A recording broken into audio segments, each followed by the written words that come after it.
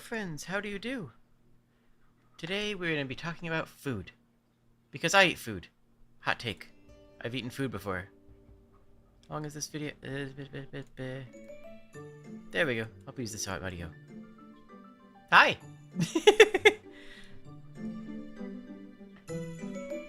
There we go. So, I eat food, as many people do. Maybe not all of you, but several of you I'm sure have eaten food before. Shout out to everybody in the audience who's ever eaten food. This is dumb. I don't know where I'm going with this. Long story short, I've been on the same diet for several years, and it's a diet that's worked very well for me.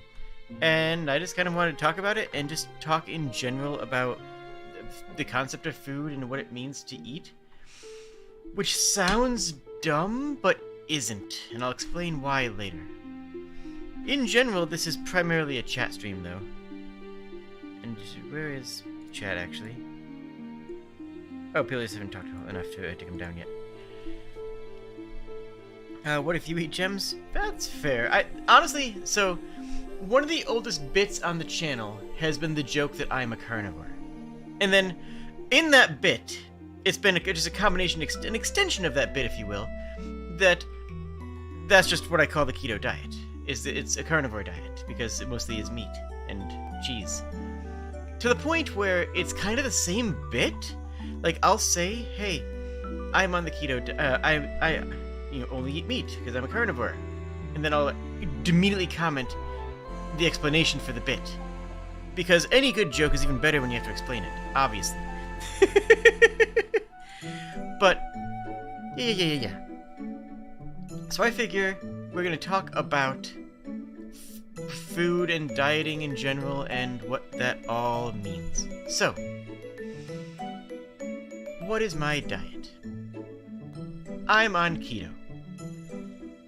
At its base level, the thing to understand about keto is that there's no such thing as a necessary carb. Your body doesn't need any sugars or carbs at all for energy. It just doesn't. It simply does not. But it's still a staple food for a lot of people because it's easy to digest, it's simple to grow and get a hold of, it's usually relatively inexpensive, usually, but not always. And so, it becomes just the easy thing that people make. With keto, you toss it out the window and say, I don't need that, and I'm going to be healthier if I don't do that. Now, a lot of historical peoples have used the keto diet for generations, for at least seasons. Sometimes seasons, sometimes years, sometimes generations. What the keto diet is no carbs. Effectively no carbs. Low enough carbs that you don't need any carbs at all. You just effectively have no blood sugar, no sugar in your bloodstream. Because your body can process sugars and carbohydrates and breads, or it can process fats and more efficient protein management. These are two separate things. And if your body is processing carbs, it is incapable of processing fats at the same time. If you are processing carbs in your body, you can't process fats until you're done processing carbs. So your body stores the fat. And, well, that can lead to fat buildup, but it can do that. I mean, some of that's natural, but some of it is encouraged by having too many carbs in your diet. So what is keto? Keto is you don't have any carbs. If you don't have carbs, your body burns fat. And you eat fat, so your body burns fat. But then your body is still in fat-burning mode the whole day. The whole time. Your body is constantly in this mode where it's using fat as your primary fuel source. And if you're using fat as your primary fuel source, guess what happens when you run out of, the fuel source that you have eaten for lunch? Your body immediately and seamlessly transitions into burning the fat reserves in your body. Something that would normally take hours or days to start to kick in. unless you're doing heavy exercises, that's usually not going to happen just naturally if you have a carb-filled diet. So, who has done this before? Most humans traditionally have done it during winter, because in winter you don't have access to as many grains. You don't have the fresh berries anymore, and the harvest season is started to wear thin, so late winter, early spring, you are primarily subsisting off of meats and hunted animals, deer, caribou, elk, whatever have you. Mastodon if you want to go that far back, though you don't have to go that far back to find cultures that have lived this way. Or, if you go further north, you have people who lived off of seals and whales and the blubber and fats in them, and they have many people who live in the far north regions don't have any base carb lines in their body historically, like not in the modern era. I mean, I'm talking historically, because most of their diet has been fats and proteins. As a result, they're effectively in keto. What we now would consider keto. Now, keto is named after the state. It actually is a proper medical term, the medical state of metabolic ketosis, or just ketosis. And when that happens, your body starts releasing, I don't know exactly all the science behind it, but it starts releasing other enzymes that can break down these fats. And in those enzymes, among them, are some that are poisonous if you still have carbs in your system. Your body knows how to handle this. Your body can manage this all on its own. So if you have a bunch of sugar, then your body starts producing insulin. It's just insulin, right? To break down the sugars. And if you don't have any carbs at all, after a certain amount of time, different for different people, your body will flip over and start producing whatever it is that they need to produce to break down fats. But your body can't do both at the same time, because the materials that your body uses to break down fats become poisonous to your body if you have carbs in your system. So your body doesn't release them until you're free of carbs, and it doesn't start releasing insulin to deal with the carbs until your body is clear of the other ones. But your body manages this all internally. Unless you are diabetic, you handle this all internally naturally. And there's a good chance that you've heard of acidic ketosis, which is where somebody has diabetes and their body tries to roll over into a keto state when they still have blood sugar, and that can be lethal to some people. That's not normal, though. In fact, keto is actually very good for people who are diabetic. I'm not, but I know some people who are, and it makes a lot of sense. And I'll get into that later. So, how does it work?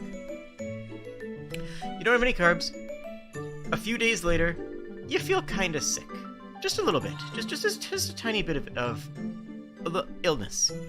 Because your body is like, oh no, we're out of carbs. You're still eating food. You're eating fats, you're eating meats, you're eating cheeses, proteins, all this wonderful tasty stuff. And your body is still looking for carbs, because it's still in carb burning mode. Because that's easier.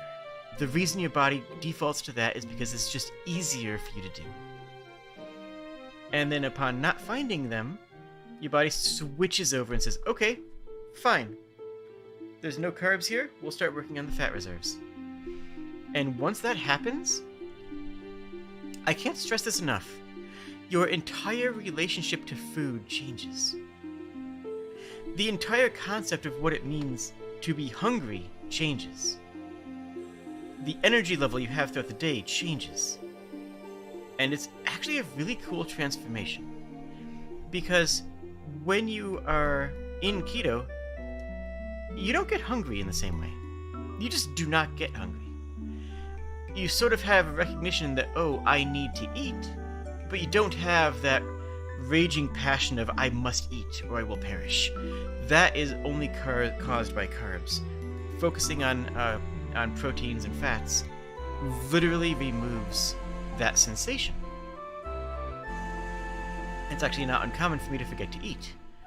And part of that might also be due to other medications that I have, but I can still tell the difference even when I'm on those medications. I can still feel the difference of like, oh, yeah, my body doesn't need food because I'm in keto. You will immediately lose a whole bunch of weight when you go on keto because if you don't have the carbs in your system, you don't hold as much water.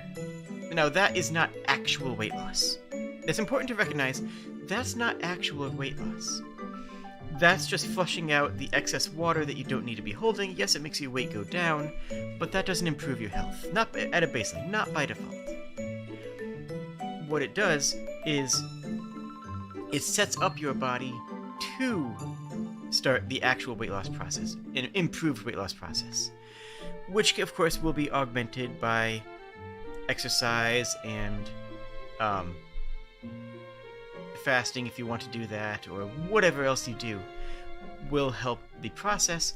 But even baseline, even doing nothing else, even changing nothing else about your life, even keeping the same caloric intake, you can lose a lot of weight beyond the water weight, beyond just the opening, I'm going to lose 15 pounds of water, or, whatever that ends up being.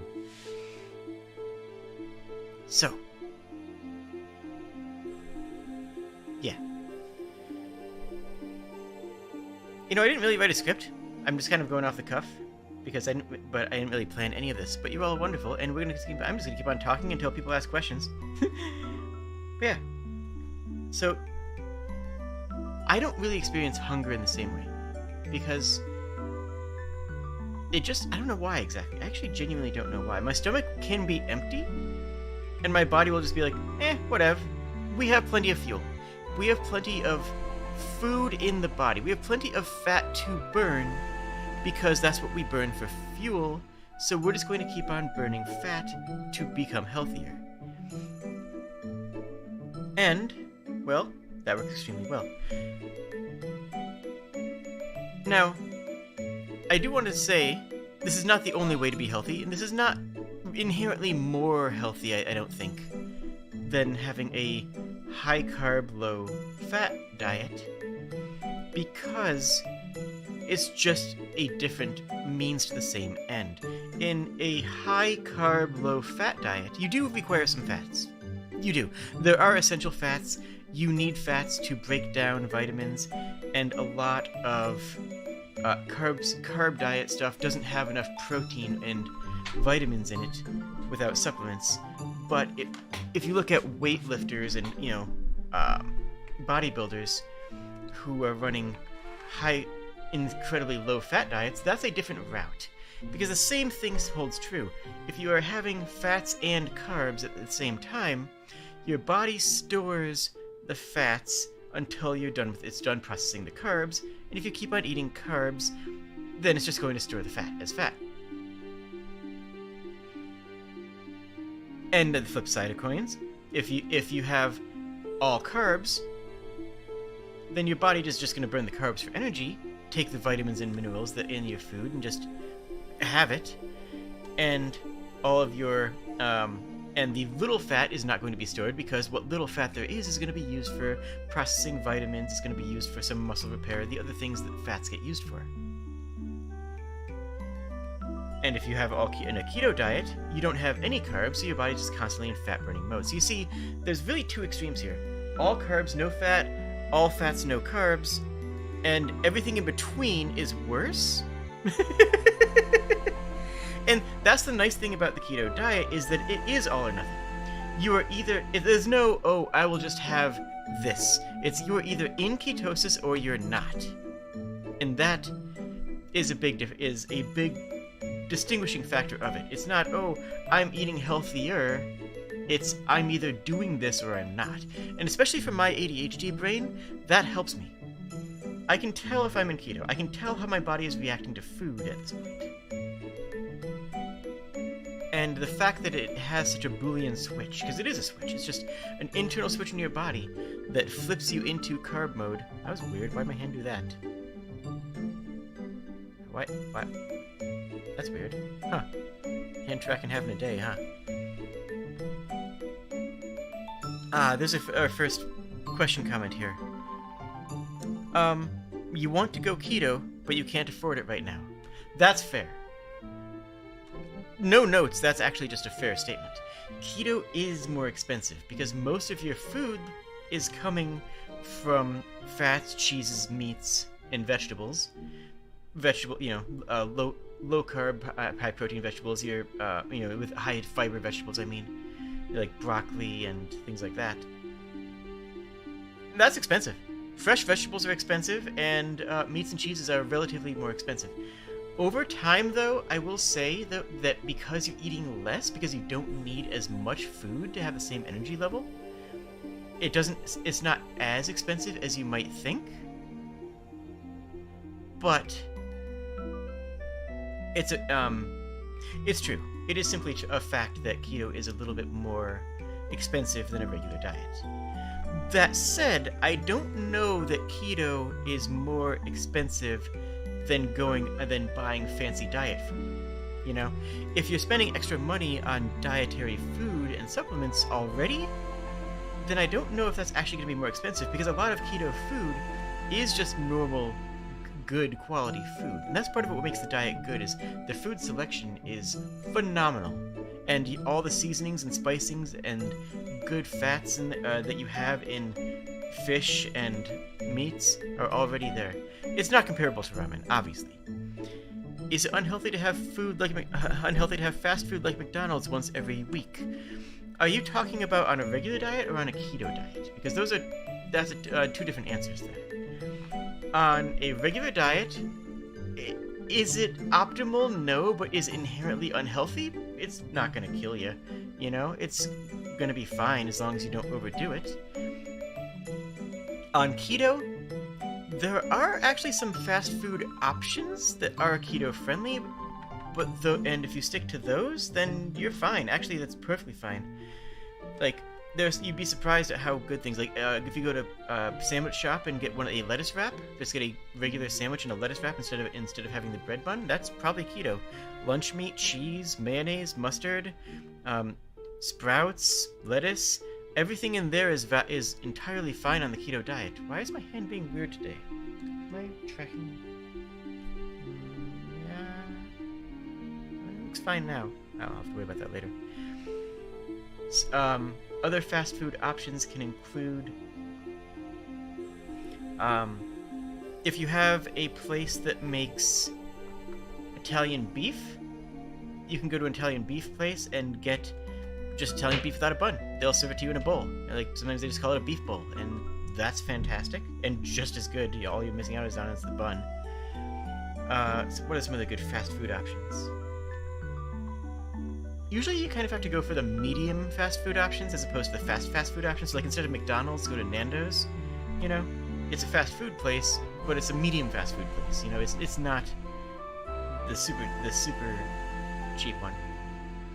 But having a regular fast food meal, let's say a burger and fries, will break your diet. That will knock you out of keto. It'll take you 2 to 3 days to get back into it. You can do that, but it's better to keep a cheat day down to once a month or so, or at least once every other week. Once I hit my ideal weight, my target weight, my goal weight, I started having a cheat day every other week instead of once a month. And honestly, sometimes I don't even do that. Sometimes I didn't even do it once a month because I'm genuinely happy with the foods that I can eat.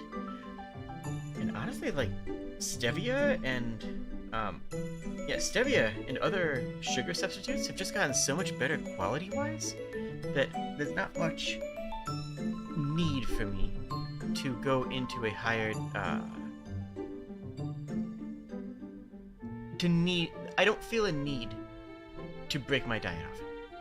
The biggest thing that I missed when I started doing keto was bread. Because that's a staple, right? You put on anything. But the thing is, there's keto bread. My local co-op has keto bread, and it's not that expensive. I'll make a sandwich. I'll have, bread and butter, or I will have, a bread with peanut butter on it, and with a little bit of a low sugar jelly. And that's fine. Once I had that, it's like, okay, well, easy game, easy life. Let's go. just keto diet, but I still have access to bread, fine. Plus, if you like making your own food, then you can buy almond flour. Make bread with almond flour instead of regular flour, and it will come out as keto bread, because that just doesn't have carbs. How tasty is my butter? Phenomenal. I eat Kerrygold butter. Admittedly, okay, I spend a little bit more on food than most. You don't need to have the best butter, but I think it's worth it. I get the really nice Irish butter. It's called Kerrygold. I think it's available in most places. You'll sooner die than give up breads. I mean, let's unpack that. Let's unpack that, because that's quite the statement. Go on. What is it about breads? Because for me, bread is what you put the meal on. Bread isn't the meal. Bread is what you put your meal on to deliver it to your mouth, right? Bread, it just happens to be a type of spoon that works well for sandwiches. It's a type of spoon that works for lunch meat. Like, the bread itself is never the highlight. Right?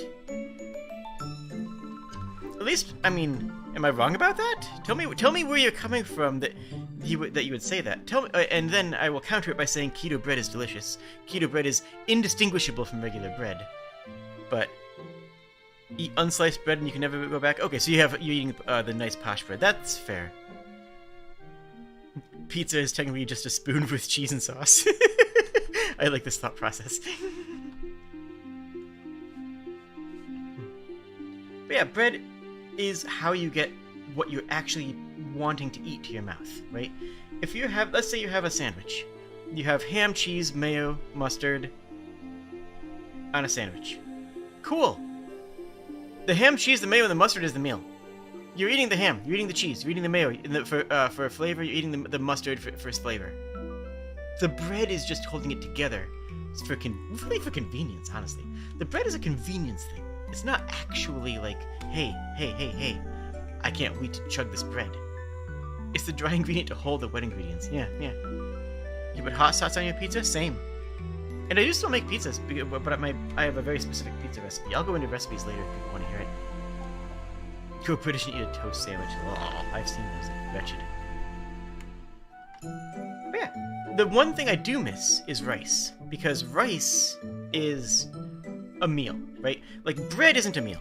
Almost never is bread what you're trying to eat. But I will say I do miss rice, and that's usually what I have on my days off, on my cheat days, is a nice rice dish and some potato chips. You make unholy amounts of spaghetti? Actually, you know, I have some black bean pasta. It's pasta made with black beans, and honestly, it's delicious. Like, there's other keto pasta alternatives, but black bean pasta tastes really good. It doesn't taste like pasta. And that's one thing I want to say, is that a lot of diet food tastes bad because it's trying to be something it's not. You know, a lot of diet food doesn't taste great because it's trying to be something that it isn't. Your fake chicken doesn't taste like chicken, and it tastes like bad chicken. It tastes like chicken that's wrong. Does that make sense?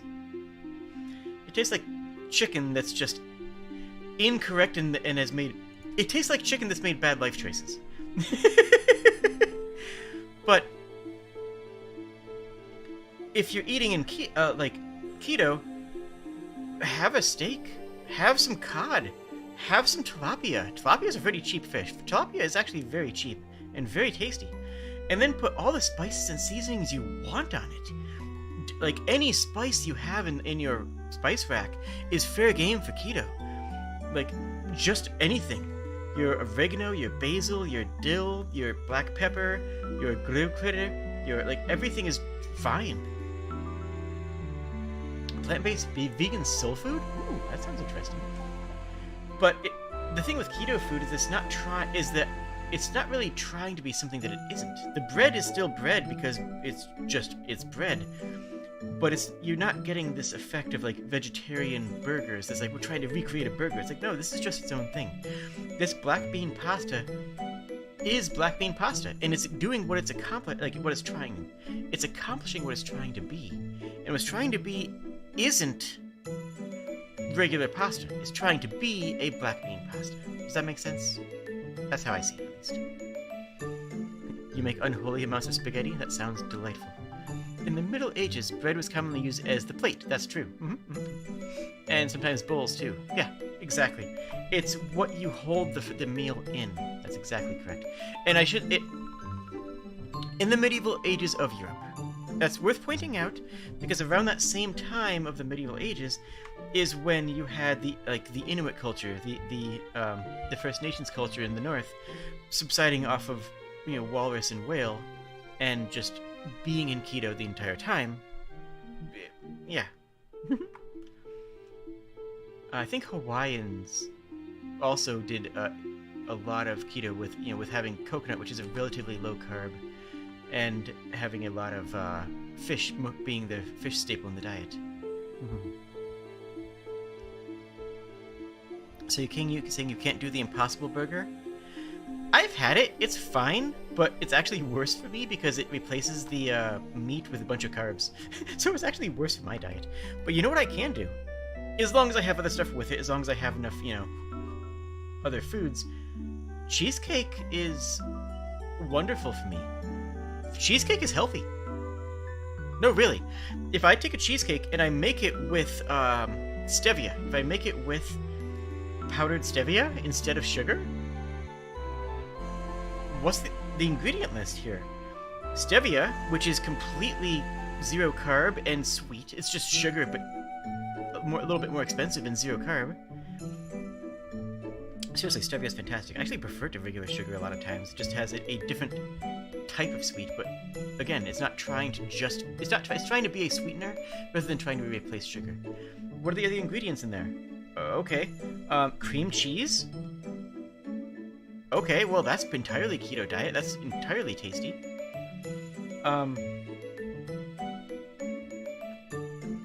Vanilla? Okay. Easy seasoning, that's fine. Egg? Perfectly keto. Like, I can actually make a cheesecake that is healthy, that it matches my definition of health, because for me, health is high fat. For me, health is a high fat dish. What blasphemy do I speaketh?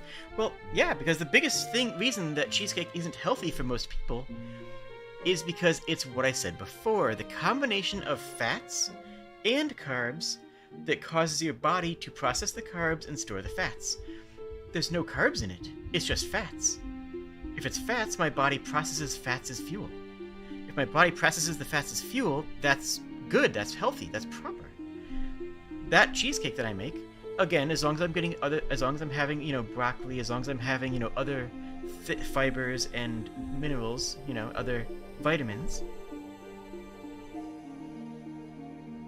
that's healthy. That's a thing that is healthy. It's just a good thing. If you're looking to lower carbs, calories, you recommend baking aquafaba? Well, eggs have no carbs. I mean, you can just have eggs. But what is aquafaba? I actually do not know what that is. Ah, chickpeas. Okay. It's chickpea water. Interesting. If you want to do a low-fat diet, that is certainly an option. Yeah, that would work. If you want to do a high-fat diet, just use the eggs. Eggs are just good protein. Perfectly fine.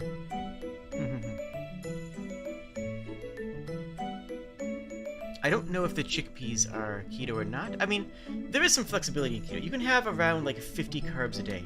Now, if you're having, bread, that's one slice of bread.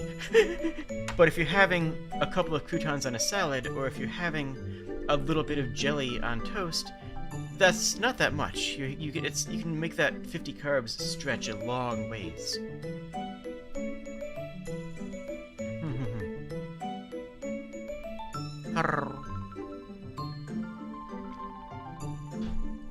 For vegan cheesecake? That's fair. Organ meat must be on your list then. I don't really eat a lot of organ meat. I'm not opposed to it, but I really don't feel any need for it. I can just have steak. I can just have sausages. I eat a lot of sausages. Just, Italian sausages are delicious and fatty and have no carbs in them. Italian sausage with a little bit of red sauce on it, topped with some salt. Phenomenal meal. Delightful meal. Here's your diet tip, potatoes all the way.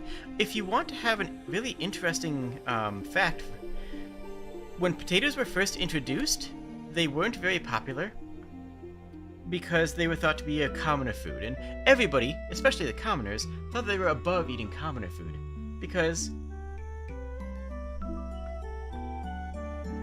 people think that they're better off than they are, because a lot of average people like to think of themselves as being above what they think of as poor person food, even when compared to aristocracy or wealthy people. Like, no, we're all the same. You are closer to the bum than you are to the billionaire. But people would disdain it. People would disdain the potatoes. So I forget who it was, but someone really high up, someone in royalty, put down a potato patch, a royal patch of potatoes, and said, "Here, guards, I want you guys to guard this poorly. Telegraph your shift changes, leave it unoccupied for hours at night, go to sleep on shift, accept any bribe that you are given. If someone says, hey, can you turn your head away and I'll give you this, a nickel? Just accept the nickel and say, yeah, sure, go ahead. Let people steal from it." And they did. And by doing this, they labeled potatoes as a higher class food and encouraged people to steal it, and potatoes grow fairly easily to make their own, so they can dine just like the aristocracy. And he expressed it worked. It worked phenomenally well, and people were like, "Oh, okay. In this case, I guess we will enjoy potato." This idea of people rejecting potatoes because they thought that it was low class food, even when they were lower class, and then accepting it once it became a way of emulating the wealthy. But this isn't a socialist stream. This is a stream about food. Just to clarify. Look, it's around here these things get mixed up once in a while. You understand.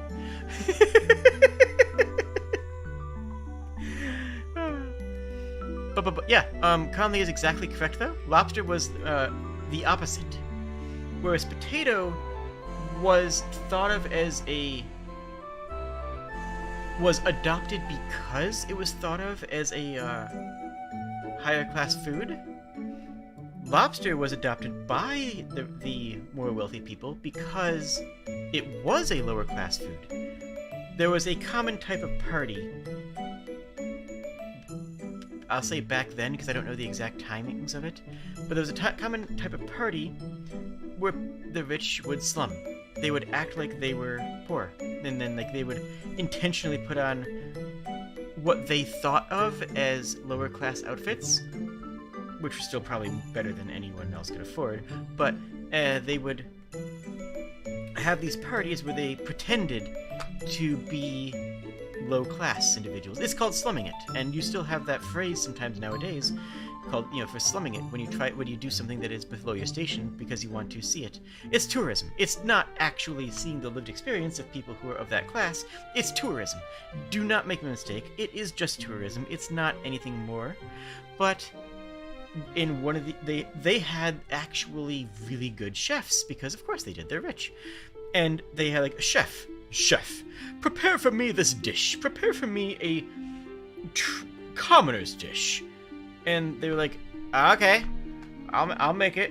And they prepared a very good lobster, crayfish, and potato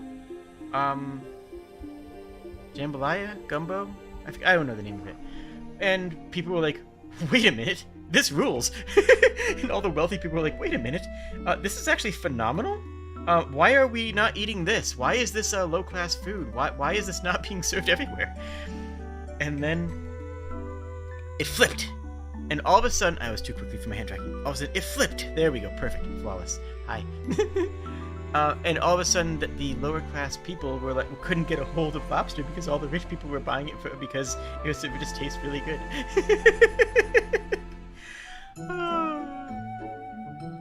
In summary, guillotine. No, wait. What were we talking about again? I forget. I got confused. It was once considered inhumane to feed prisoners too much lobster. I would argue that it's inhumane to feed prisoners any amount of one thing. Actually, I do want to circle back on something. I talked before about how there's no such thing as an essential carb. Your body doesn't need carbs. There's a caveat to that.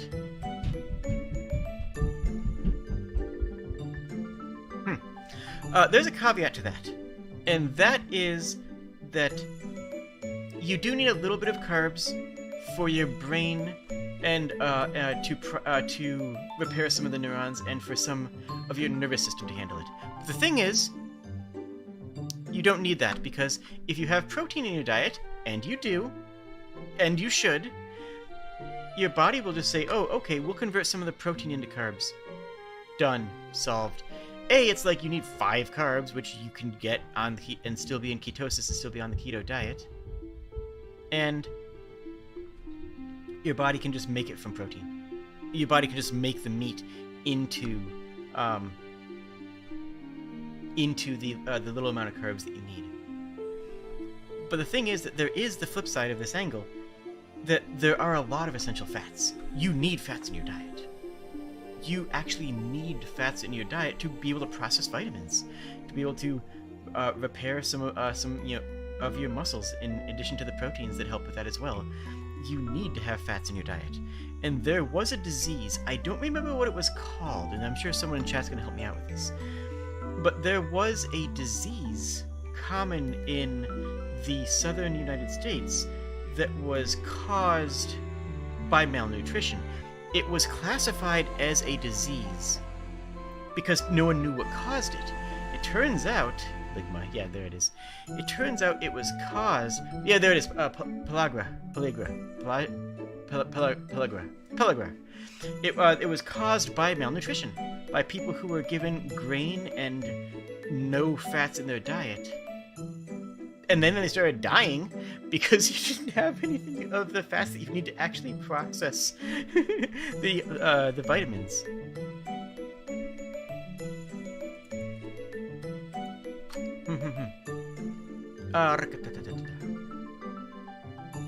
And niacin is something that you get in. I forget. I believe that's a part of it. Perhaps not the only one, but I believe that is a part of it, yeah. I don't know the details, but it was mostly caused by people only being fed grains. It's like, hey, we're only going to feed you grains because it's the only thing you can afford because, well...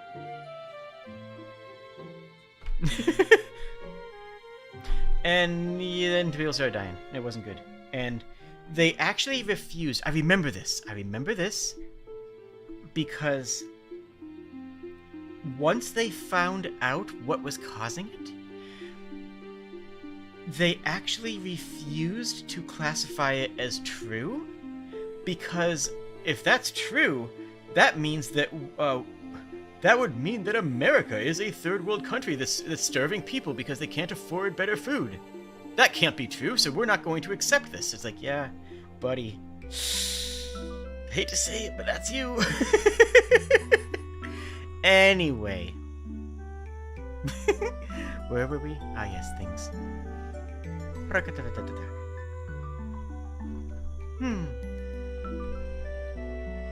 Also, I can't remember exactly what it was, but wasn't the no fat idea started by big food companies too? The food pyramid.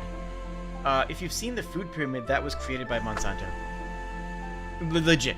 The food pyramid was created by the company that sells the things that you're supposed to eat according to the food pyramid.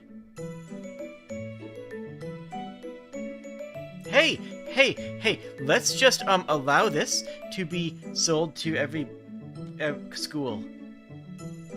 Let's allow the schools to teach this as if this were, fact and tested, because, well, nutrition information is a train wreck. Yeah, dietary education has always been bad. And people are very resistant to...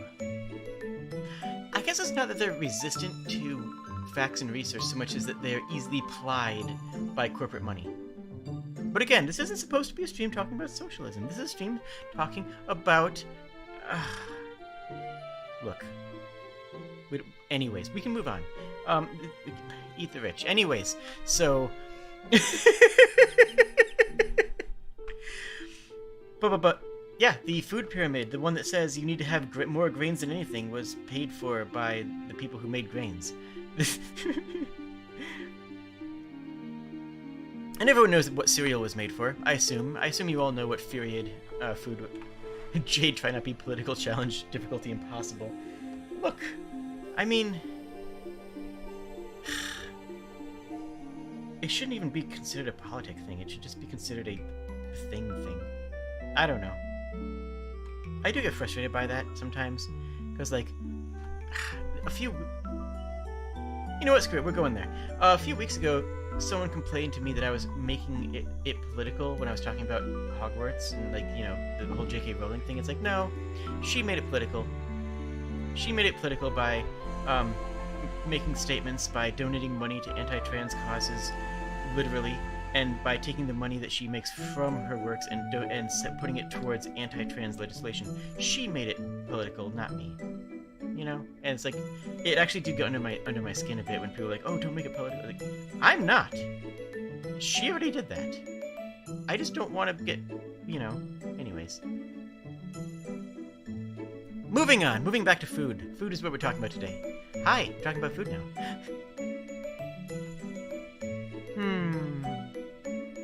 Everything's political, you don't even have to try to find out. Yeah. But some things are...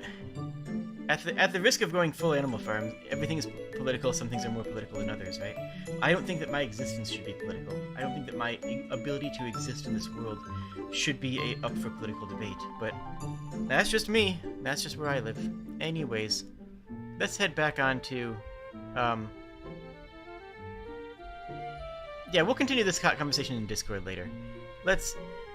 No, we won't. We will address this one last thing. Yeah, Elon Musk spent more money on Twitter and lost more money on Twitter than would have been the price required to solve global hunger. Yeah, we can just leave that there and say that the dude has priorities, and those priorities are posting on the internet in front of more people rather than actually helping anybody.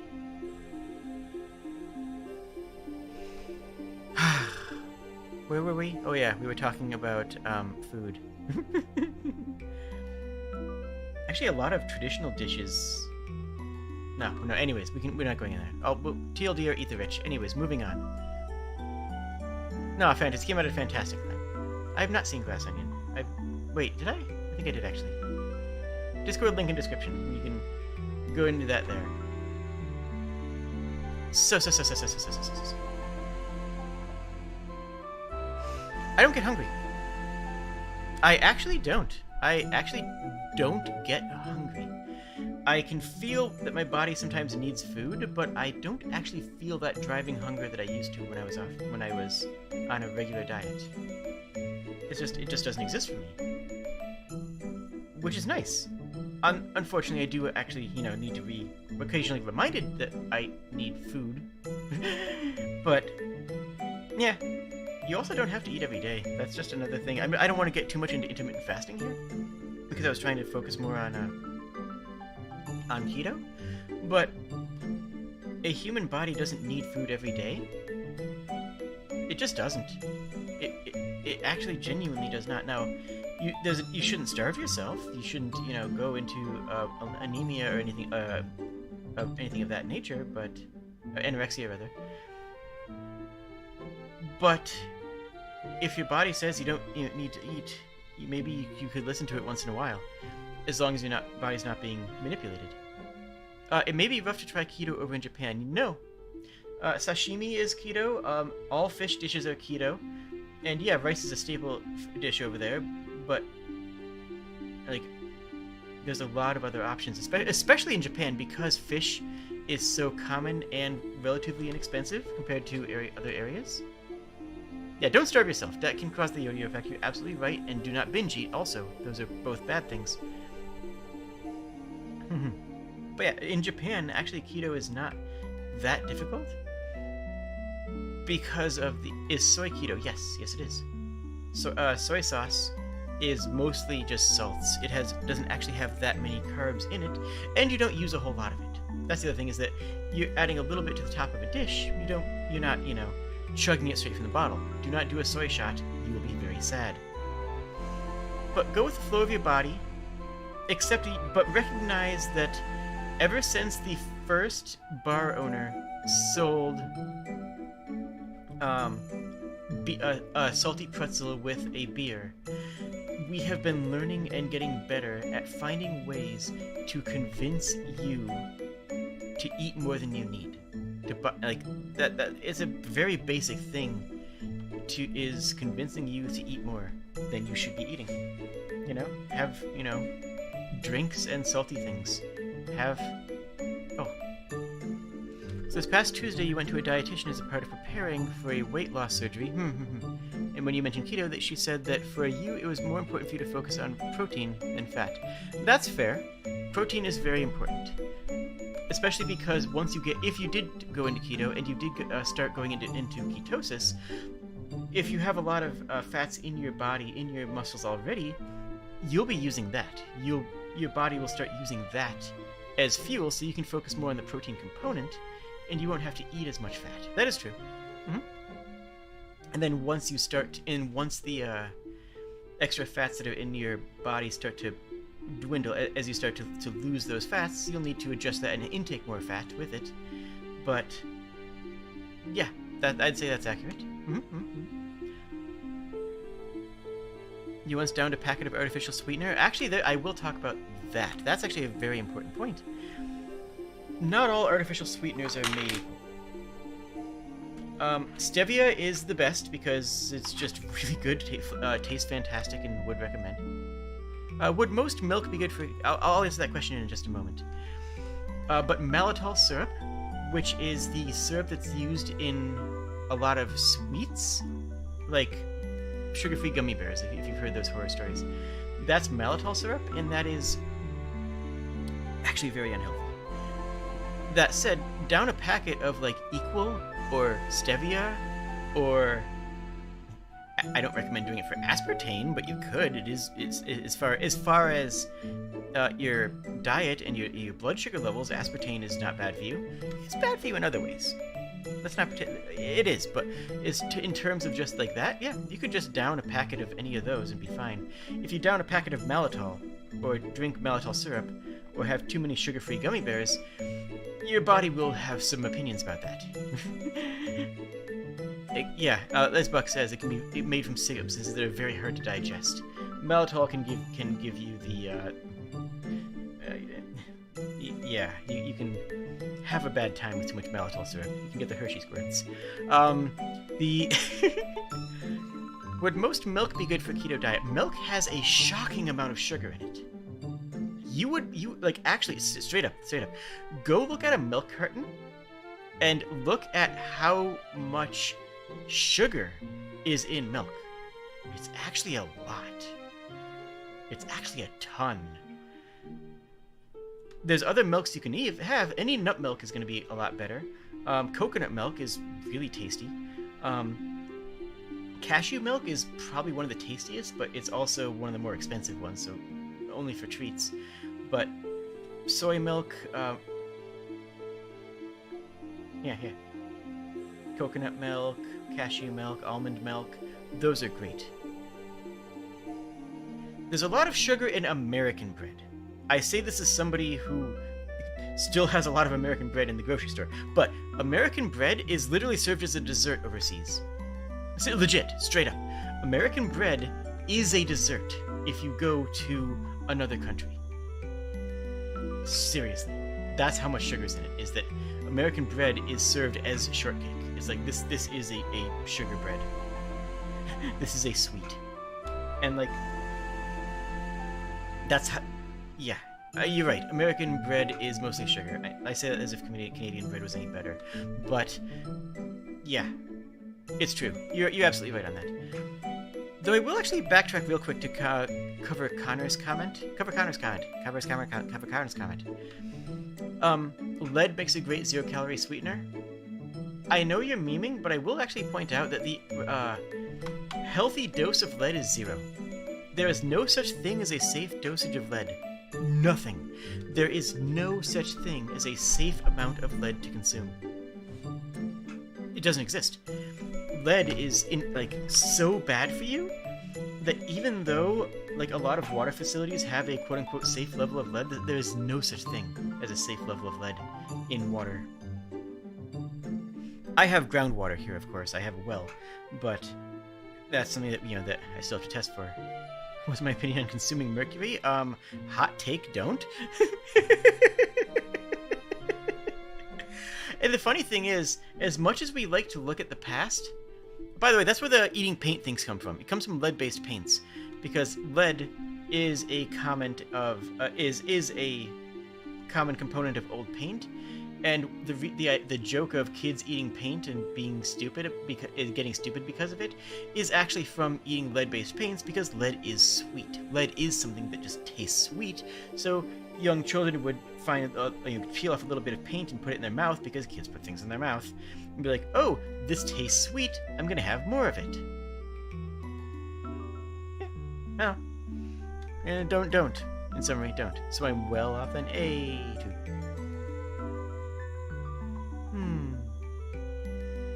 Anyways, I just wanted to touch on that, because don't believe anybody who says there's a safe dosage of lead. It simply does not exist.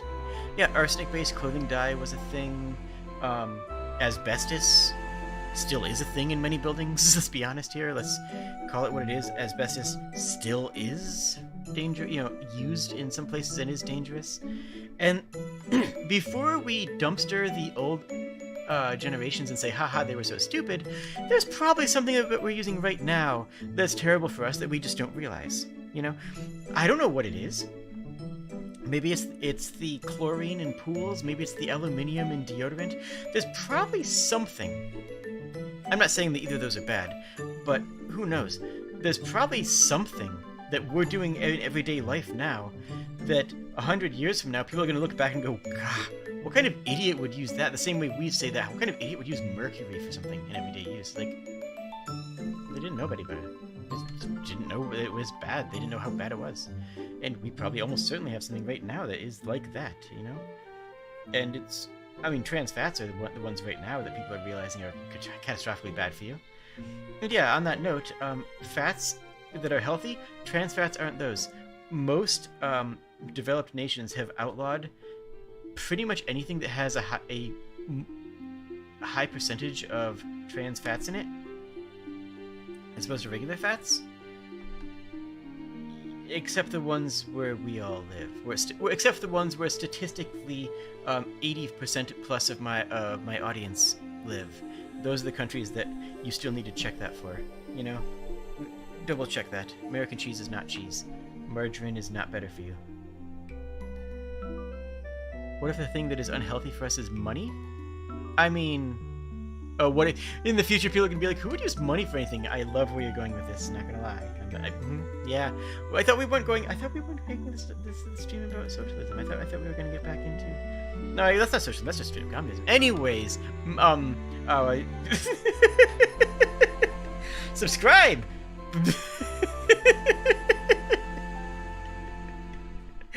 Oh, I love you guys. You guys are so great. Your grandpa still believes asbestos is fine? Yeah. That's pretty common, is this idea of, well, I grew up with it and I'm fine. It's like, okay, boomer. Like, this is the stuff you come here for.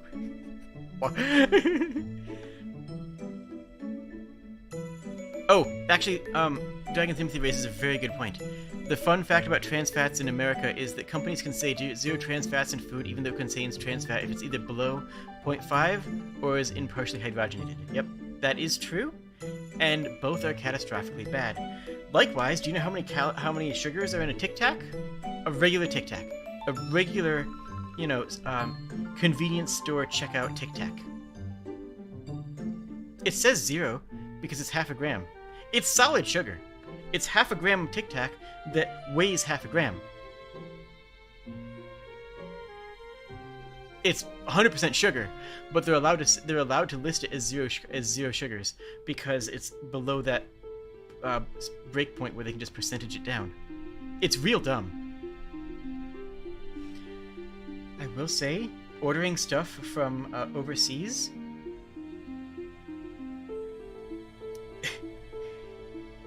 it's funny to see the lack of health information on food that you order from the EU.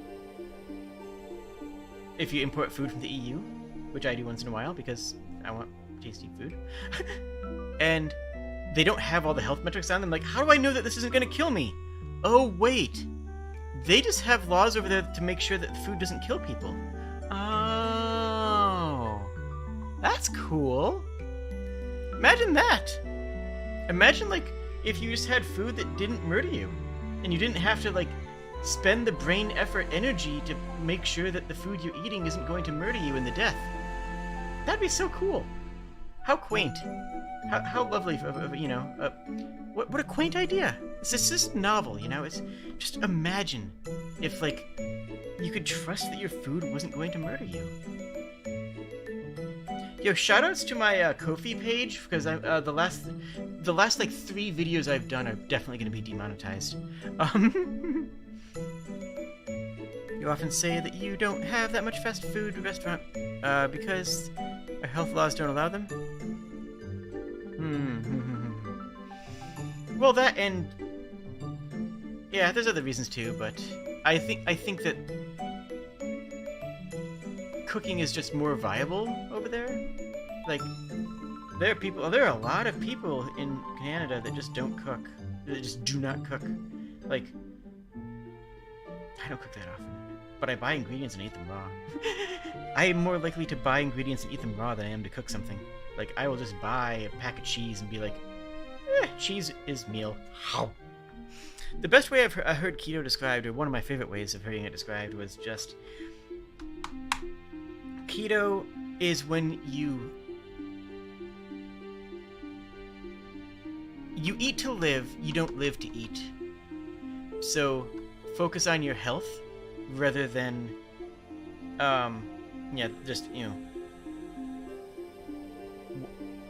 being sad about breads. They don't cook at all. Yes, exactly. There's a lot of people here who do not cook at all, who literally can't do anything beyond making ramen and, like, doing pre-prepared stuff, like making things that I would not classify as cooking, right? There's a lot of people who cannot cook at all, or don't even have the option of it. There's a lot of people who have apartments that don't have, like, anything more than a hot pot, and most of them don't even have a kettle. There's a lot of people who simply can't because it's just not, feel free to okay boomer me, but, like, it's just not taught in schools anymore. People just don't learn how to make food. I didn't learn how to make food in school, so I guess don't okay boomer me. I mean, you still can, it's still fair sometimes, but but, like, it's just not a skill that's taught, and it's no longer a skill that's passed down. So the only way you can learn it is trial and error, or finding a recipe walkthrough, because just a recipe isn't enough for somebody who doesn't know what they're doing.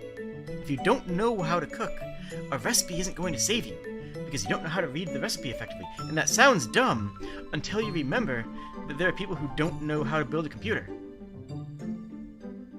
Like, I can build a computer, it's super easy. You take a bunch of the components, everything goes into the motherboard, everything slots into the right place, you put it together, you keep your hands off the, you keep part of your body touching the case so you don't short anything, and then you turn it on. It's easy, it's a piece of cake.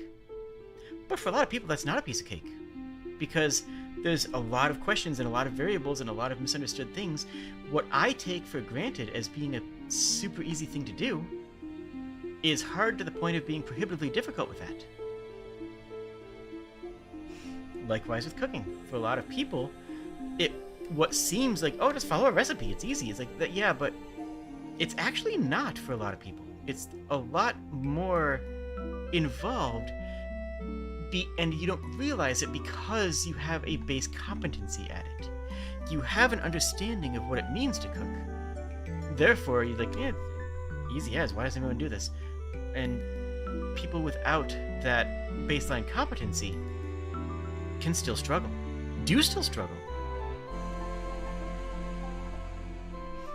You just can put bones in the poles without shorting the circuit. Just go for it. And a lot of prep is needed to cook too. That's also true. Is if you are working multiple jobs, you don't have the time. You just don't have the time in your life because you need a certain amount of downtime in your brain to just sit back and, disassociate for half an hour. I mean, and yeah, I effectively have 2 jobs. I have a full-time job, and I spend full-time job hours on YouTube. And I hope someday that this pays the bills so I can drop my regular job and just do this, but I'm not there yet. But you can help by subscribing and donating and normalizing super chats and putting my shorts on Reddit or something. I don't know. Help promote me. That'd be cool. Anyways, welcome to Real Shilling Hours.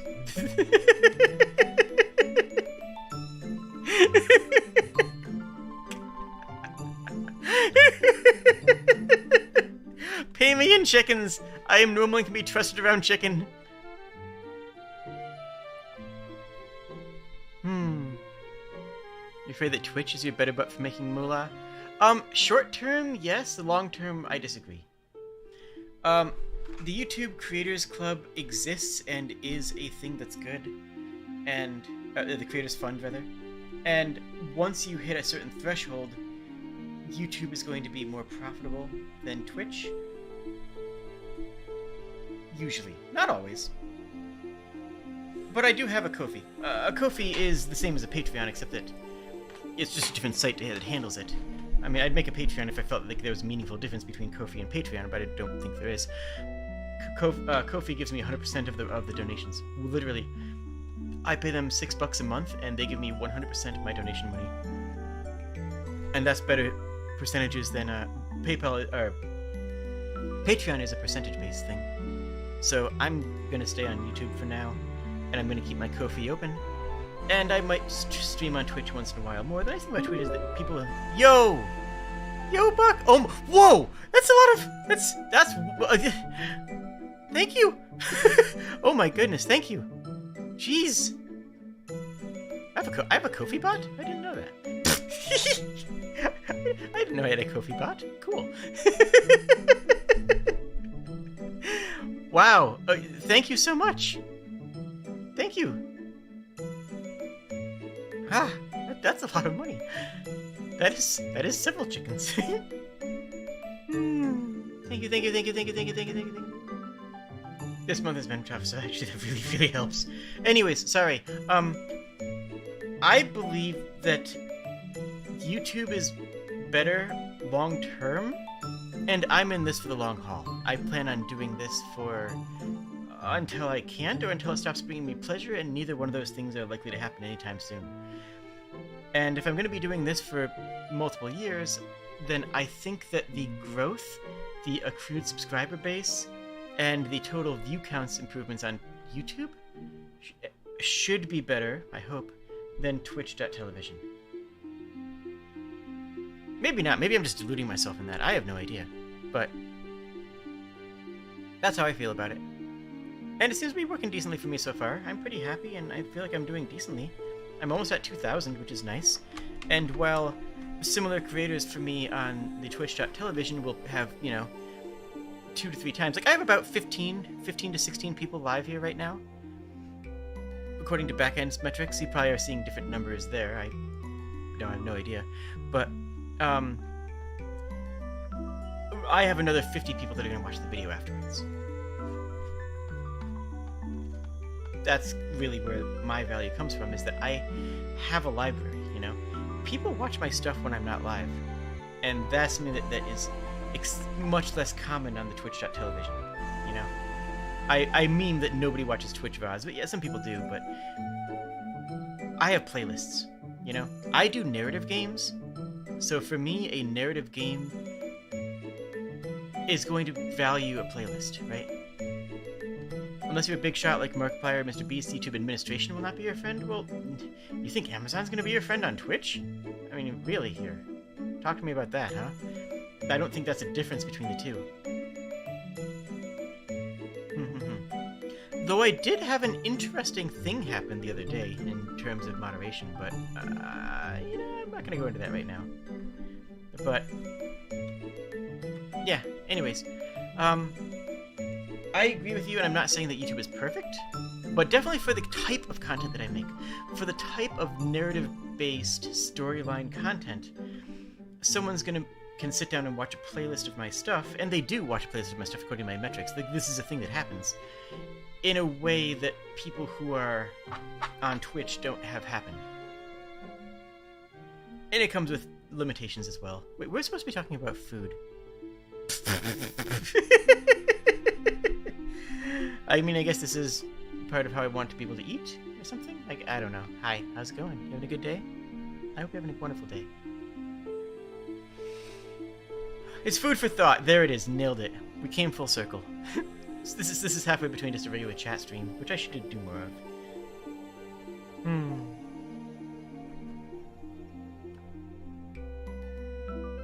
Hecking darn it, Jade. What now? What'd I do this time?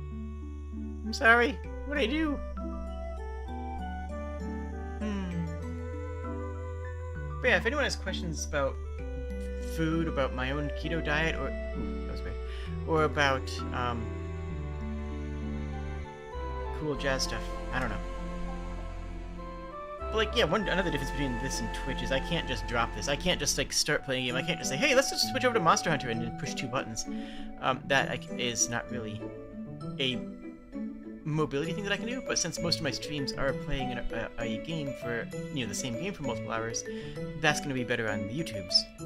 And that's how I prefer to do things. So yeah, it works. Oh, I need more water so I don't die. Oh, that was a hand movement. Wow, I did not like that. Maybe I need a better way of mounting my hand tracker. Honestly, I think that's probably my biggest problem with my hand tracker, is that my mounting system is not phenomenal.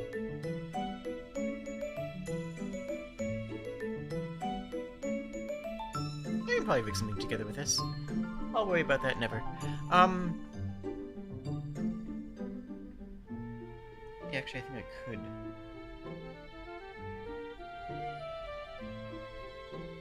Whatever. Harr. I do like hand tracking. I don't love these hands. I'm actually having these swapped out in the near future. I will have new hands. It'll be beautiful. You'll all love it.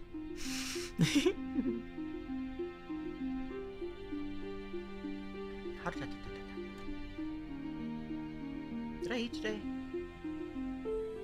I haven't eaten today. I'll eat something after stream. But yeah, I'll have some of that Italian sausage I was talking about. Ooh, that'll be tasty. Little marinara sauce, a little bit of shredded cheese on top of it. Then I add extra salt because, well, spirulactone. I am on supplements that make me want to have more salt. So I'll add a little bit of seasoned salt onto it. A little bit of oregano as well. It'll be basically like a pasta dish without any pasta. It'll be delicious.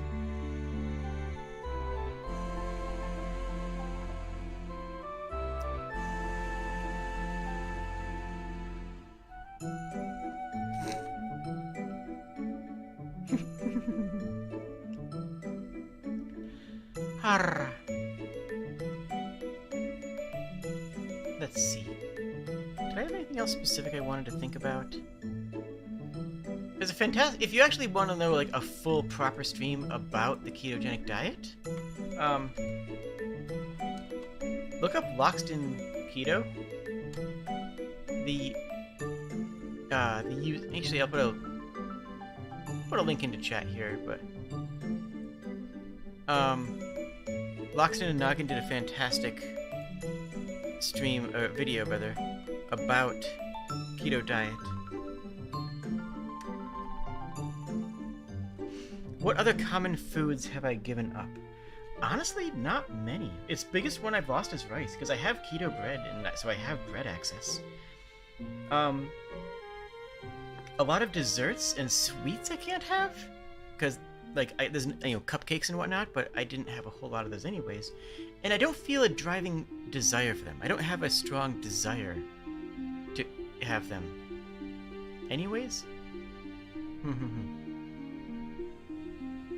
So I would say sweets, cupcakes, candies, I just don't have any need for them anymore. Jade's Fat Bomb recipe, actually that I can give you. So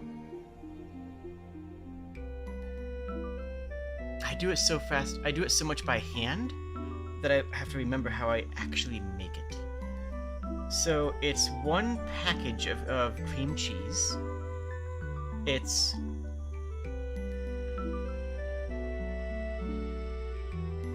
I think it's half a cup. Yeah, because I have to use the cup measurements. It's half a cup of peanut butter, 1/4 of a cup of coconut oil. Coconut oil is fantastic. And then add vanilla and some sugar-free chocolate chips. That's it. Mix it together. If it's cold out, you'll have to put the coconut oil in the microwave for a few moments so that it melts. But get that together, mix it up, put it in put it in the fridge for a little while. When it hardens a bit, you can roll it into balls. Bam, done.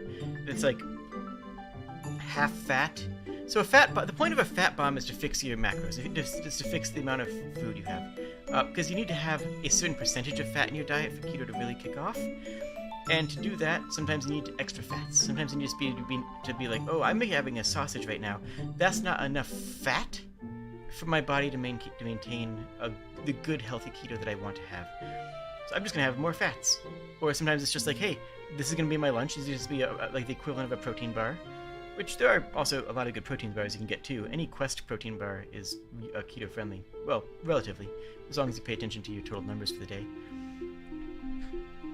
So I, have a fat bomb, and this just like a little cookie. It's a little fat cookie, and it's really tasty. Oh yeah, and stevia, just liquid stevia in the mix. Obviously, I forgot that. But yeah, a couple squirts of liquid stevia, vanilla, cream cheese, peanut butter, and coconut oil. The thing with peanut butter is that you can get special low-carb peanut butter. But real talk, regular peanut butter has few enough carbs that I just get the tasty peanut butter. It's fine. Again, you have 50 to work with in a given day, and 30 would be better, but like, that's a high number when you're not having bread. When you're not having bread and rice dishes, 50 is plenty. You can actually have a full-on peanut butter and jelly sandwich on keto bread and be fine. Also, don't count fiber. Like, if you get something like broccoli, it'll be like, oh, this has a lot of carbs, and you look at it, it's like, oh, the carbs are dietary fiber. Your body doesn't process that as a carb. It just kind of, passes your system. What about alternative nut butters? You can, but those are bloody expensive.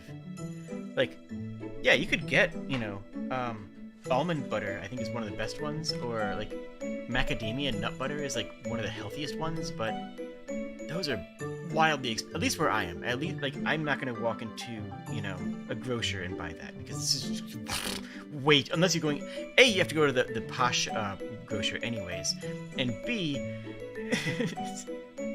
if you know anything about things, then a lot of us is like having a whole field day of it. It's just way too expensive right now. But enough of capitalism. I would say that you can have most alternative nut butters. Most of them are going to be great for the diet, if you have them, or if you make them yourself. I don't bother. I just buy good quality peanut butter that tastes good. And by good quality, I mean the tasty stuff. I think it's just Jif. It's pronounced Jif, it's not pronounced Yif, or GIF, or it's just pronounced Jif, as far as I'm concerned.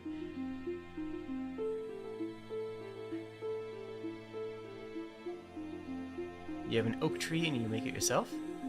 I have not had oak peanuts. I have some walnut trees, some black walnut trees. I actually could make my own walnut butter, but I don't because I actually had this conversation with Sprig the other day. It's like, I don't really make a lot of my own food despite having land, despite having, like, you know, a really nice hilly mountainous area to that I could plant some things in, because my time outside is mostly spent doing conservation. It's mostly spent cleaning invasive species and, you know, dealing with brush than cooking and planting things that I can cook and eat. So, like, while I do spend a lot of time eating food, you know, and I spend a lot of time eating, I do spend a lot of time in the forest crafting, working on the land. It's not planting. I probably could, but nature conservation stream, when, you know what, once we get a bit deeper into spring and I start dealing with the invasive species, I'd be glad to. But I have to deal with invasive species pretty commonly. Technically, when it was pronounced, it would be pronounced EF. Yeah, exactly, that's what I was saying. Yeah, exactly. I don't know how I feel about that, but yeah, you're right. Anyways, yeah, alternative nut butters are fine, but also regular peanut butter is just fine. And because you're going to want to spend more money on meats, because you're going to want to spend more money on cheeses, I gravitate towards cheaper stuff where I can. So for peanut butter, I will get the cheap peanut butter because I'm going to want to buy the nice mozzarella. You know, I'll get the cheap peanut butter because I want to get the keto bread. You know, I will get sometimes cheap beef jerky because I also want to have some salmon some frozen salmon in the freezer, so that I can just make that. It's about budgeting correctly, and yeah, I will say one dish that I love. Best cheeses for keto, or any cheese is good. Honestly, pretty much any cheeses are really good for you. In the keto diet, like any cheese you can make a meal of. I personally love mozzarella. One of my favorite dishes, actually, is take mozzarella, slice it up. Take prosciutto or ham, or just, you know, thinly sliced ham if you just prefer that. Take some prosciutto, shred it up, and put it in the same thing. Add some oregano, add some basil, add some salt. I use Himalayan salt because I got like a bulk thing of it cheap.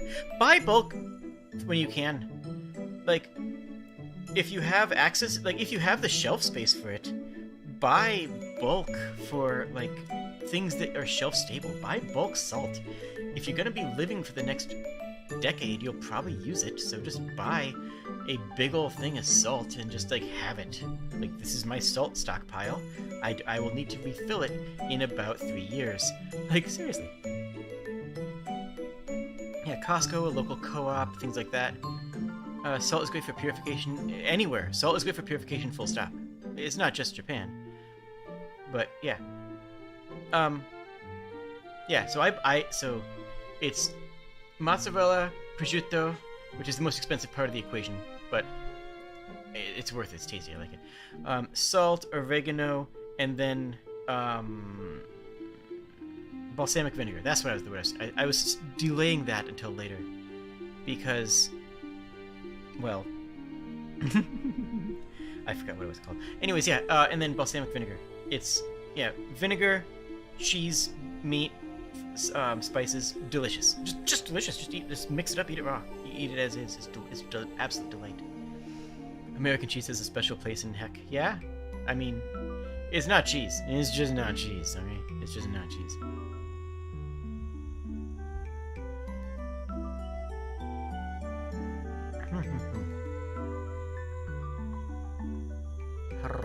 But yeah, as far as other cheeses, Colby Jack is delightful on its own. Like, you can just have...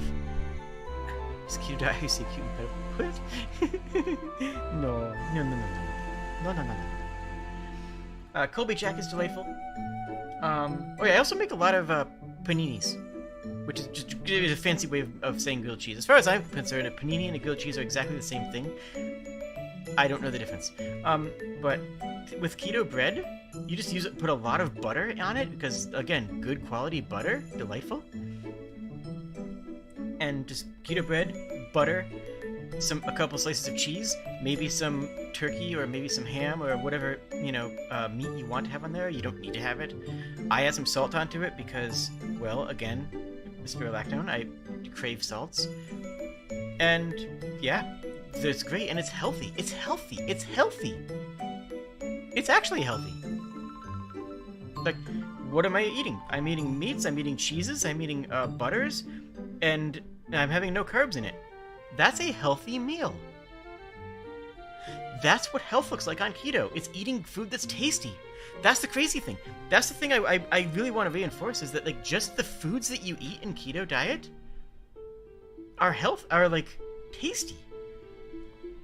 You don't have to feel bad about having a grilled cheese, for lunch 3 days in a row, because that is actually a healthy diet. Again, assuming that you're having some vegetables, assuming you're making some salads. That's the other thing. As long as you pay attention to your salad dressing, and use like an Italian or like a ranch, the buttermilk ranch, you can have salads because they're delightful. They have all the extra things that you need apart from just fats, all the minerals, all of that.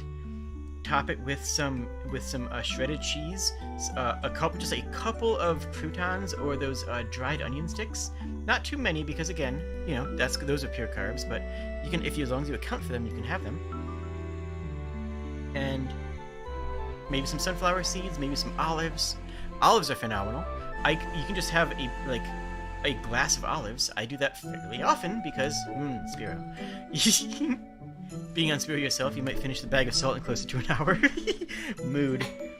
But yeah, also being on Spiro, I have a lot of olives. So that's one of my vices. Except it's not a vice because guess what? Olives have olive oil. Guess what? Olive oil is an extremely healthy fat. Again, we're back on the idea of these are healthy fats. Therefore, it's tasty. It's good for you. It's just like, this is the thing that's good for you. You can just make a grilled cheese, a pickle, a couple of olives, and a slice of this cheesecake that's been made with a regular cheesecake recipe that just happens to have stevia instead of sugar, and you have a healthy meal.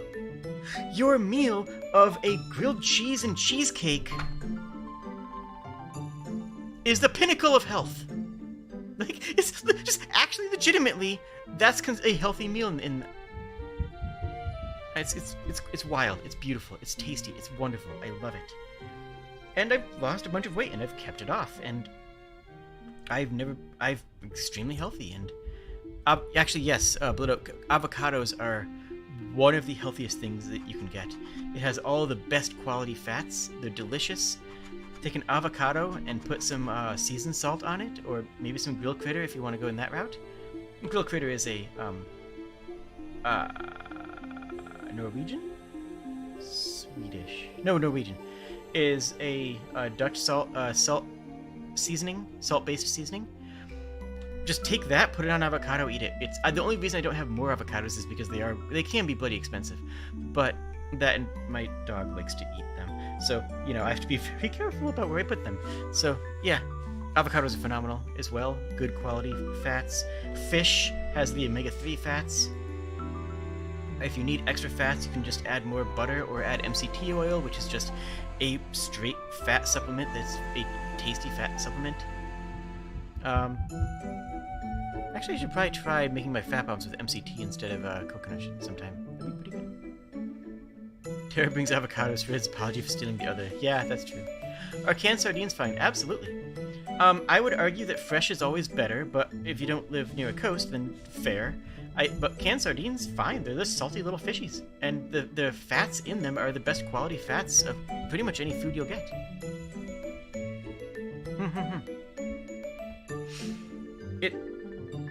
Most things that aren't carbs are good, because that's kind of the whole point, is that you're not having carbs.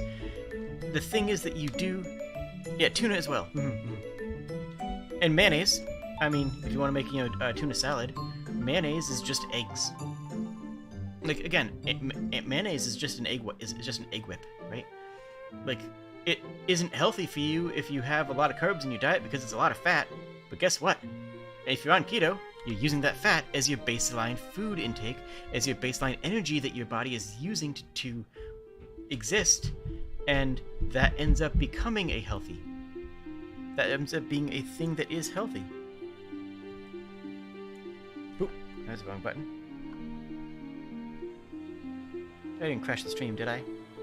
That would suck. No, I did not. Hello, everybody. You don't like tuna, but you're fine with sardines? That's fine. Both of them are... Snapper's delicious? Absolutely. I love salmon. Salmon is my favorite. But, again, tilapia is a cheap fish that has a lot of the good fish fats. The fish fats, the omega-3s. They're so healthy. They're so good for you. Just cut sugar from your diet and a lot of people would be healthier. That's true, but that's not keto. That's something different. You know, if you just cut sugar from your diet, true.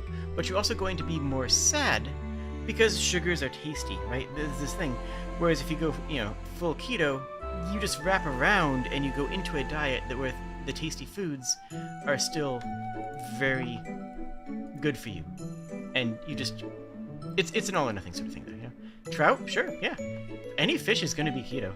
Like, that's just by the nature of, you know, fish.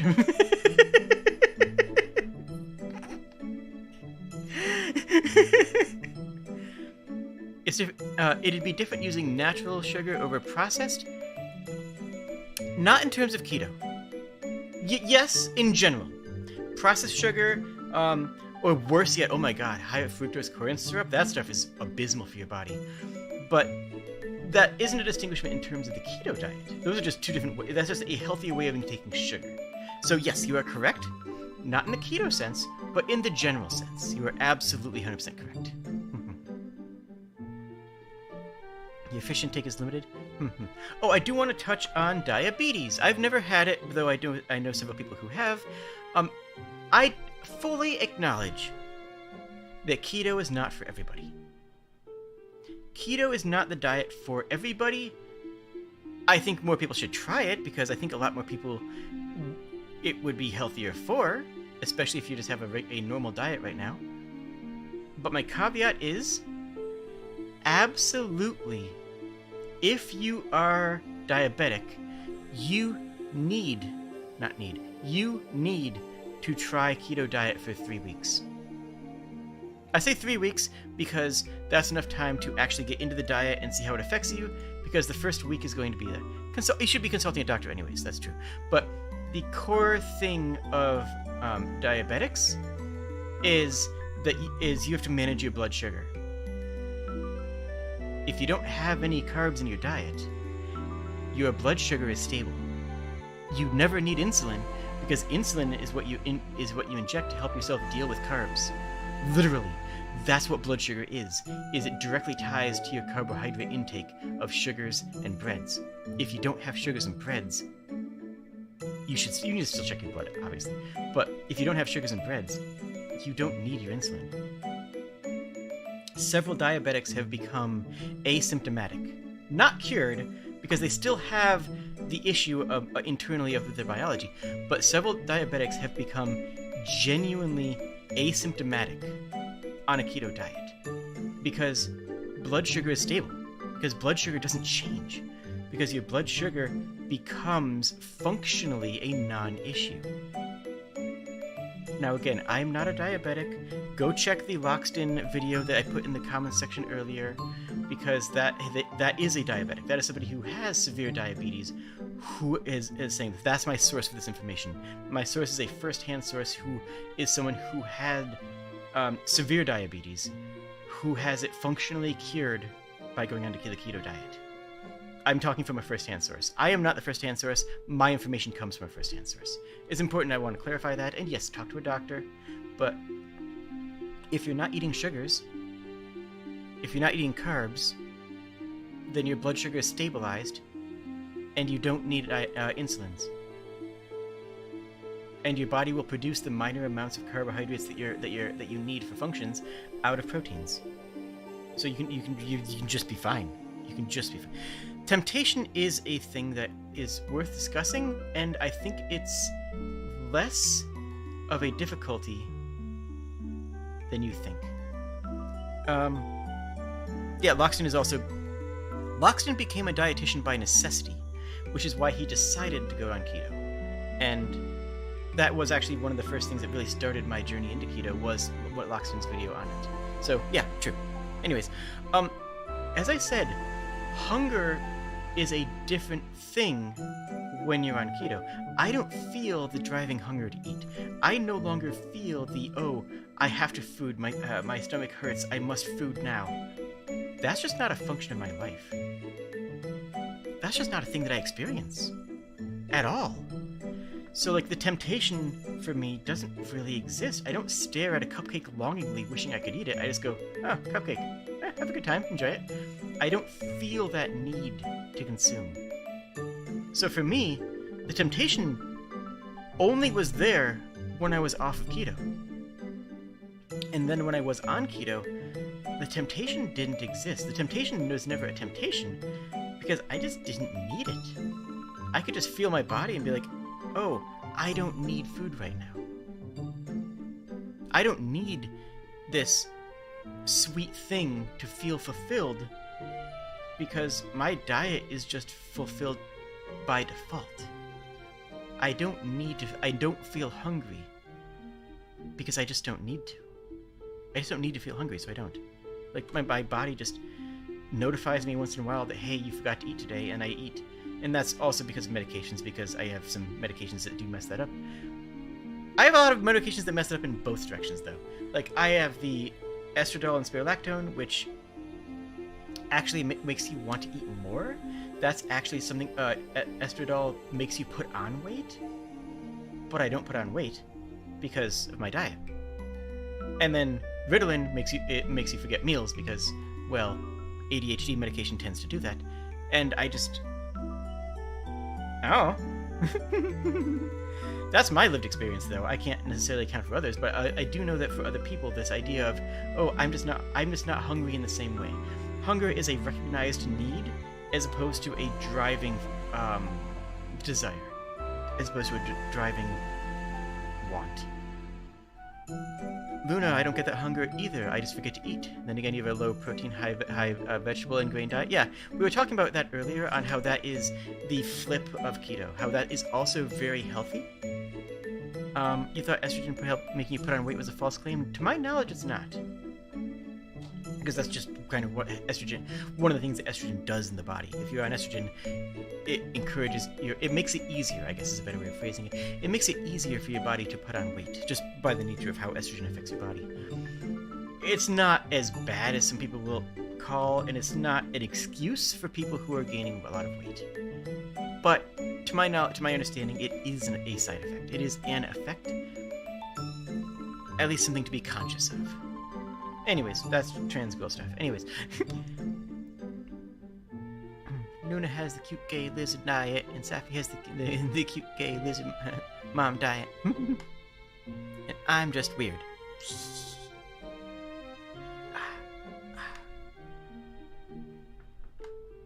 So anyways, capitalism. No, I'm kidding. But yeah. I buy more expensive ingredients and less expensive ingredients when it's available, you know? Also, some berries have shockingly low carbs. I can just have blueberries. Blueberries are surprisingly low carbs. As long as I'm paying attention to it, I can just, have a glass of blueberries. And I love it. They're tasty. 10 out of 10 do recommend.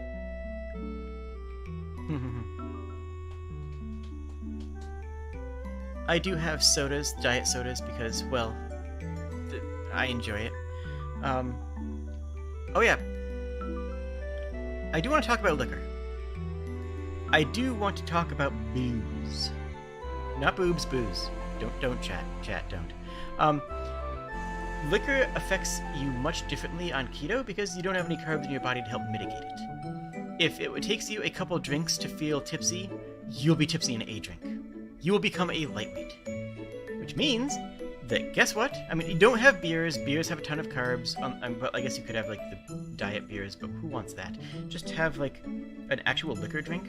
Just have a cocktail and sip it, and you will be a lot more drunk a lot faster because you have no carbs to help mitigate that. Do not drink as you... if you drink more regularly or more heavily, do not do that when you start keto. You will dumpster yourself very quickly. Bad plan is what I'm saying. If you do that, if you enjoy the liquors, it will just be aware that it will affect you differently, and keep that in your mind before you order or before you make a drink.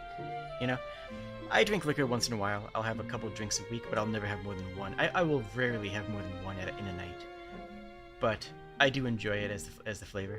But most hard liquors, your vodka, your whiskey, your rum, your gin, have virtually no sugar in them whatsoever. Have no carbs at a baseline. As long as you pay attention to what you're mixing into it, it's very easy to make a liquor drink that doesn't have any carbs. You're super lightweight too? Yeah, I am too. So rum has no sugar. I know that sounds wild. I know that sounds incredibly unintuitive, but the rum is literally made of sugar, which is, if you didn't know, rum is made of sugar. But once you turn it into liquor, you lose a lot of the carbs, a lot of the carbohydrates, and a lot of these simple sugars. 80 proof rum has 0 carbs. None. Literally none. A good quality, I'm talking actual, like, good quality. I'm talking, like, Plantation 5-year, which is my favorite. Rum, 0 carbs. Just straight up none. So, like, yeah, if you want to have that, you can. Just be careful with what you mix into it, obviously, you know. What you hear is save money on alcohol with one easy trick. Yeah, true. It will make you a lightweight. If you do drink, alcohol will affect you probably twice as much, if not triple as much as it did before you went on keto. That's what it did for me, at least. I am now a lightweight. Then you take it there should be no flavored liquors. Yeah, the flavored liquors have, or anything that says liqueur, anything that says liqueur or cream, probably has a ton of carbs. I'm talking like hard liquors that you can add into things. Bitters also are fine. Bitters have no carbs in them. Like Angostura bitters, are just delicious. Let me just double check myself on that. Yep. Angostura bitters have 0 carbs. 10 out of 10 do recommend. Can you have honey? Honey is pure sugar. Honey is solid sugar. So, no. You can't have honey, but if you have a little bit of it, as long as you pay attention to it. Again, you have 30 to 50 carbs in a given day to work with. Now, when you're first starting out, you want to push that down to 0. Your first week of keto, you want to push this down as close to 0 as you can get. But once you're in keto for a week or so, for 2 weeks or so, your target number of carbs is around 30 to 50. So 1 teaspoon of honey is 5 grams of sugar. So yeah, 1 teaspoon is 5 grams. You have 50 to work with in a day. You're fine. You just zero in on, okay, I can handle this. It is carbs, but you can say, I can handle this amount of carbs. I can handle this amount of sugar because that's going to be worth it for my tea. I do that in the evenings. Sometimes I will have a slice of bread with just straight up jelly on it. Just straight up strawberry jelly, because I know that's 10 carbs and I'm just going to accept that. I'm just going to have those 10 carbs and say, I'm fine eating this. I don't mind having 10 carbs right now because I know that's not going to kick me out of ketosis. That's not going to kick me out of my diet. That's not going to break my diet. So, yeah, if you like honey in a recipe or in a tea or in whatever, or even just a little bit of sugar in your coffee, you can still do that as long as you account for it. That's the biggest thing, is that you have to account for it. But instead of counting calories, you're counting carbs. In my glow-up arc, does the keto diet help with muscle building? Absolutely. It absolutely does. You will have more weightlifting endurance and better gains when you are burning fat as your primary fuel source. You will have slightly worse long-distance endurance if you do marathon running. Marathon running is going to be slightly... not much. Unless you're a dedicated marathon runner, you're not going to notice. but if you will have better gains and better results from working out. No, I'm sorry, it's the other way around. It's sprints. It's not long term. It's not endurance. It's sprints. It's endurance is better on keto. Sprints are worse on keto because keto burns fats, and fats are more of a slow burn. So slow burn doesn't work as well with the sprint, where you're trying to just dump as much energy into as much fuel into energy as fast as possible. That's where keto is going to stall out. It's going to be like, we're burning fats, that's going to take a little while, hold up.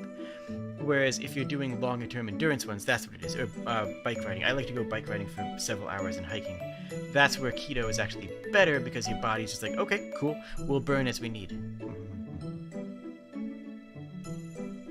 No sugar in your coffee, no sugar in your tea. No sugar to stand beside me, no sugar to run with me. What I do is technically called lazy keto, which is instead of how... Let me find a good definition of it. Where's somebody who defines this? So what you do with lazy keto is, instead of having the target number of 50 carbs a day, is you just target around 30 carbs and don't count vegetables. You know? Like, there's some carbs in, like, broccoli, but it's broccoli, it's healthy, don't worry about it. You know? You're probably not going to have enough, you're probably never going to have enough broccoli to break you out of keto. So you target 20 to 30, and then you just say, as long as my primary fuel source is fats, as long as I have a couple of fat bombs once in a while, as long as I'm, as long as I am having some greens, I'll be fine. And I recommend that once you get used to keto, once you start getting into keto, that's a good way of going about it, because there's less mental load. You will need to track it more at the very beginning to get into keto, but after you've been on it for a month or two, you can tell. You can just straight up tell when your body's in keto and when it's not. If you have too much in a day, you'll wake up the next morning and be like, oh, I slipped out of keto. Okay. I call it having the hungers. That's just what my phrase for myself is. Sometimes I will have the hungers, and that's when I recognize that my body has had too many carbs, and I've kicked myself out of keto, and my body is craving food because it's currently burning carbs, and there's a little break in there where your body thinks it's starving. And that's the hard part for a lot of people. It's not that bad. You get over it really quick. But there is a little tiny moment, usually a little longer than a couple of hours, sometimes, once you get used to it, but the first time it might be as much as a day, and it might be real bad if you've been on a super, super bad diet. But what it is it's flipping the switch over. It's your body that's been so used to burning carbs for so long, looking around your intestines, looking around your stomach, looking around your blood, and saying, there's no carbs here. There's no carbs here? Brain, there's no carbs here, we're dying. We don't have any food, we're about to die, because there's no carb. We need some carbs. Because that's what food is, because that's what we're adapted to, because that's what we understand what is food. So, I think we're dying down here, okay? We're just gonna curl up and die until you give us carbs. That's keto flu. It actually can give you symptoms similar to flu, like a 24-hour flu, but not as bad. For most people. For me, certainly it wasn't bad. So, but that's one hurdle that you have to get through, is that's your body flipping the switch and recognizing that it can burn fat and remembering how to do it. It's your body's training arc. And then once you get past that, then you're into ketosis state, then you're in your keto state, and you'll recognize when it changes out. And you will not have it as bad as the first time. But yeah, once in a while, if you have a cheat day, or if you just get off your macros on one day, you just kind of start to panic. Stomach on keto, I sleep, stomach after one grib. Yeah, it's not that bad, but yeah, it is just kind of like, ooh, I'm actually, sometimes it's like, I will be like noon, or it'll be like, like somewhere in that range, and my stomach will be like, I'm hungry, and my mentally I'll just recognize, oh, if I'm hungry now, that probably means my body is not on diet.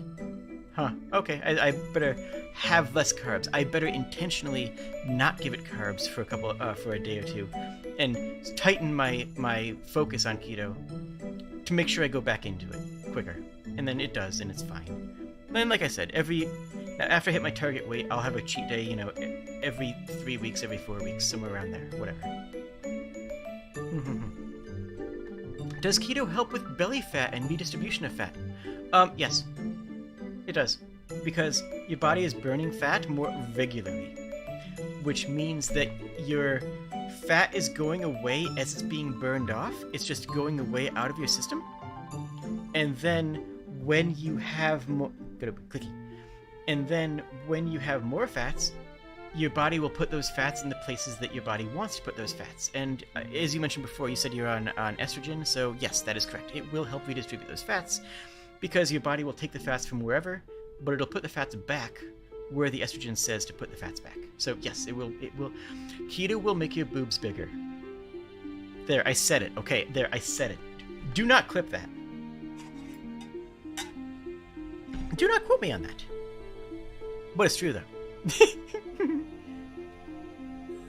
You're classified as underweight by doctors, so you're actually supposed to gain weight? That's fair. That's valid. Make sure that if you intend on gaining weight, make sure you're still doing it in a healthy way. That's really what it is. Make sure that you're gaining weight in a healthy way, not just, adding trash foods to your diet, right? That's not what you want, the direction you want to go. That's not the way you want to do it. If you are in a situation where you need weight gain, you can carb load, or you can go on keto and you can grab a lot of fats. Because keto does help your body load balance the fats better, but you just can't seem to gain weight because of metabolism. I mean, first of all, lucky, but second, but not always lucky. There is that. I'm not saying that to diminish that as an actual issue. I do recognize that. It's just not my issue. So I'm sorry about that. I phrased that poorly. That was, anyways. Sorry about that. But as a real answer. Yeah, if you need to gain weight, you can then make sure you're doing it in a healthy way, and increased calorie count is probably the best way. And keto has more calorie dense foods. You don't need to eat as much in keto, because meats and cheeses and fats are a lot more calorie dense. Oils are extremely calorie dense, so you just don't need as much. You get the same amount of full and the same amount of energy off of less food. And well, at the first month of keto, you will be overbuying and probably overeating calorie-wise. Your stomach will adapt, and you will start eating less because you just don't need as much energy, calories as when you start out and you realize, and your stomach is, change. Your stomach will adapt, and you'll start naturally eating a little bit less, volume-wise. And then the really cool thing happens like 6 months in or whatever, where your gut biome starts to adapt, and you start to lose the gut biome that is expecting carbs, and you start to build the gut biome that's better at handling fats, and you just start to get healthier. You just genuinely start to get healthier as a person. It's pretty cool. Your boobas are so big already. That's what we're talking about. Is not for people who are assigned female at birth. That's weight distribution for people. So fat distribution for people who are on estrogen is different, because people who are on estrogen have fats in the places that they don't want them. And one extraordinarily unhealthy thing that some trans girls do is binge and fast. It's eat a bunch of food to gain the weight so that the weight is added to where you want it, and then just go anorexic for a while so that they lose the fat, and they lose it off of everywhere evenly, and then they binge again and adds fat to where you want. Like, no, that's horribly unhealthy. That will kill you. That is an eating disorder. That will kill you. Yes, it will redistribute your fat faster, but oh my god, that will also kill you. Do not do this. That's a thing that some people do, because they think that it will make their weight redistribute to where the estrogen will put the fat faster.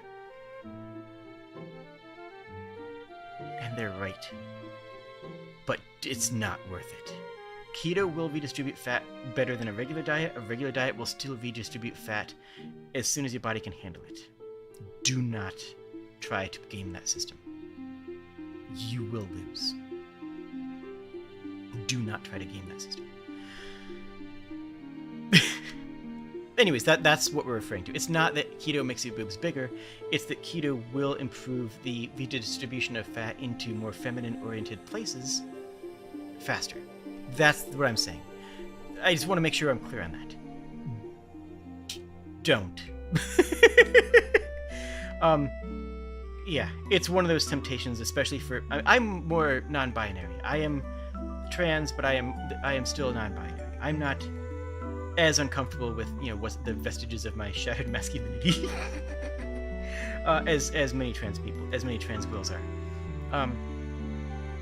But even still, yeah, keto is good for that fat redistribution. Nuance. In the year of our Lord 2023, impossible. Diet for the booba is not something you thought would be a thing. Yeah, a booba is a fat redistribution thing. That's exactly how you get that, what it is. And if you keep your fat levels stable, without keto, it'll take a longer time for boobs to grow. On keto, because you're naturally using up your fat reserves anyways, it'll redistribute faster. And again, technically, the bad way will work. It just will also kill you. Yeah. Don't die. Stop dying. Okay? Stop it.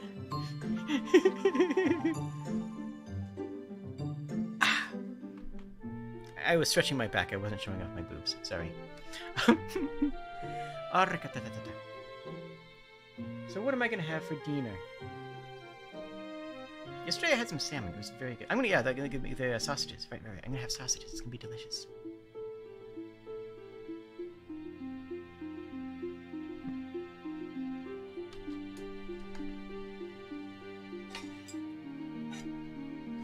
Yeah, save the dying for rich people, exactly. Wait, No, you, Luna. Okay. From gentle the kobold to Keto the booba. It can be both.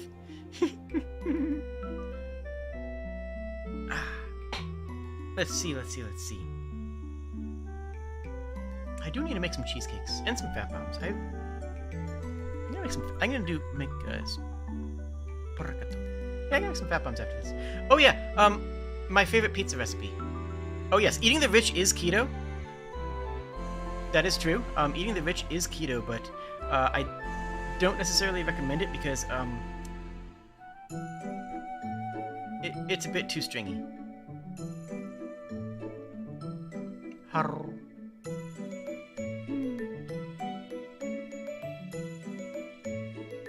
What was I saying? I got distracted because people are being nice to me in chat, which is very rude of you. How dare you be nice to me? What's going on with that? What are you doing? Why? There's also a thing called laws. You want cheesecake, but non-cow's milk cheesecake. Actually, that is one very good point that you bring up. Meat's expensive. I eat a lot of cheese. I love cheese. Like fondue with keto bread and broccoli, delightful. Just having some Colby Jack, delightful.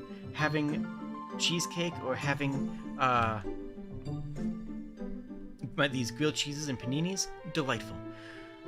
But yeah, if you are lactose intolerant, you are going to have a much more difficult time. You can do no lactose keto, but it's going to be much harder and much more expensive. And no, potatoes are the opposite of keto. Potatoes are the exact polar opposite of keto. Yep. So if you're lactose intolerant, then getting on the keto diet is going to be much harder, much more difficult for you, and probably more expensive. And double that if you're a vegetarian. If you don't eat meat for whatever reasons, and if you don't eat cheese as well, if you're like a vegan, it is still possible.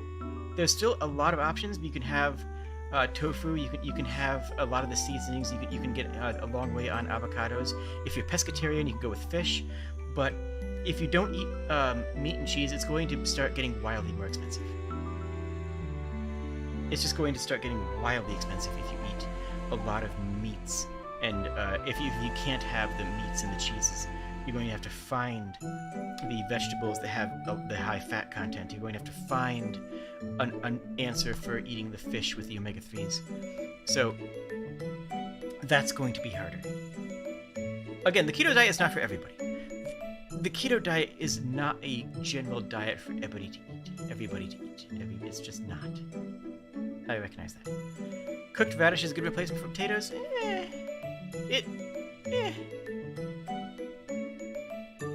I don't like it as much. I've had jicama fries, but I didn't care for it that much. Salt is a rock. I love rocks.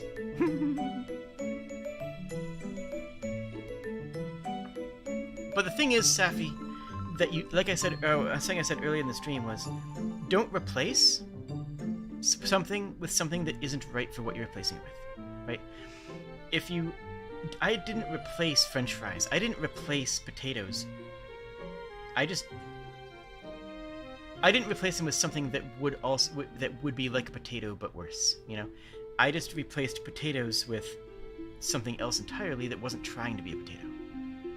And that worked well for me. That worked well for me. Everyone's different. Keep that, you know, obviously. But yeah. In the same way that, you know, the tofu burger doesn't taste like a burger, but it's trying to be a burger, that I don't like tofu burgers. I don't think they taste good. But you know what I do like? Tofu. Just take tofu and put it in a stir fry with Szechuan sauce, broccoli, some cauliflower, throw in some snap peas in there, and you know, Szechuan stir fry sauce. You have a phenomenal meal that's keto as well. And the tofu is the highlight of the meal. But it's not but it's not the tofu trying to replace the burger. It's using the tofu for what the tofu is good at. It's using the tofu for tofu purposes, not for meat replacement purposes. Mushrooms are keto friendly. There they are. And I will say that shiitake mushroom burgers are delicious. They don't taste like burgers because they're not trying to be burgers. They're not trying to replace a burger. They're trying to be a different type of burger that gives you a different experience. It's not trying to replace the experience of having a burger. It's trying to replace it with something different. It's trying to create something else. Yeah, bananas are extremely high sugar as well. But again, I don't crave them anymore. I don't feel that need. I don't feel that passion to eat a banana anymore. They're tasty. I have enjoyed them. I have one every once in a while. I'll have one on a cheat day. But I don't feel that hunger for these carb-focused foods. And again, I have my keto bread, which is all I really need on that front.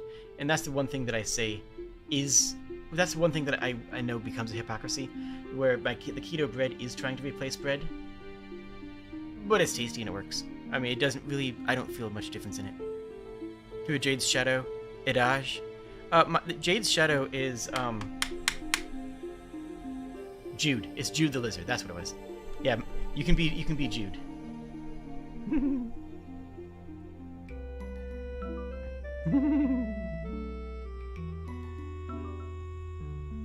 If your cauliflower doesn't taste like anything, you have bad cauliflowers or are cooking it wrong. Well,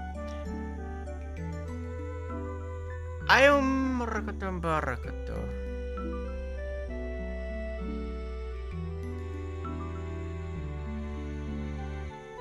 I don't know if I 1,000,000,000% agree with that statement. So I'm just parsing it right now. Cauliflower takes on other flavorings very easily, right? So cauliflower can become another dish and you can mask itself. If you just have raw cauliflower or just buttered cauliflower, yeah, it's tasty. Salted cauliflower is a pretty good meal. And it will taste like cauliflower. But on the other hand, you can add cauliflower to another dish and it will just disappear. It will just disappear into the other things.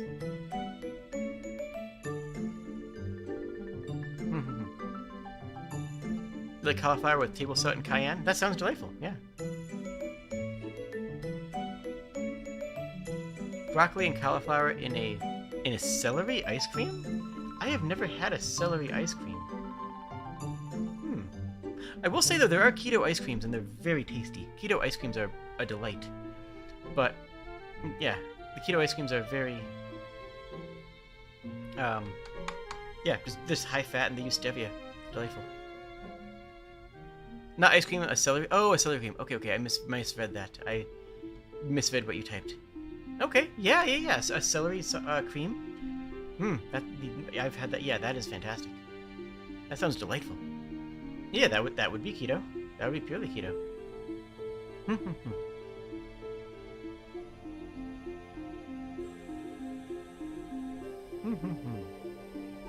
Oh, like soup. Oh, I was thinking. Okay, yeah, that works too.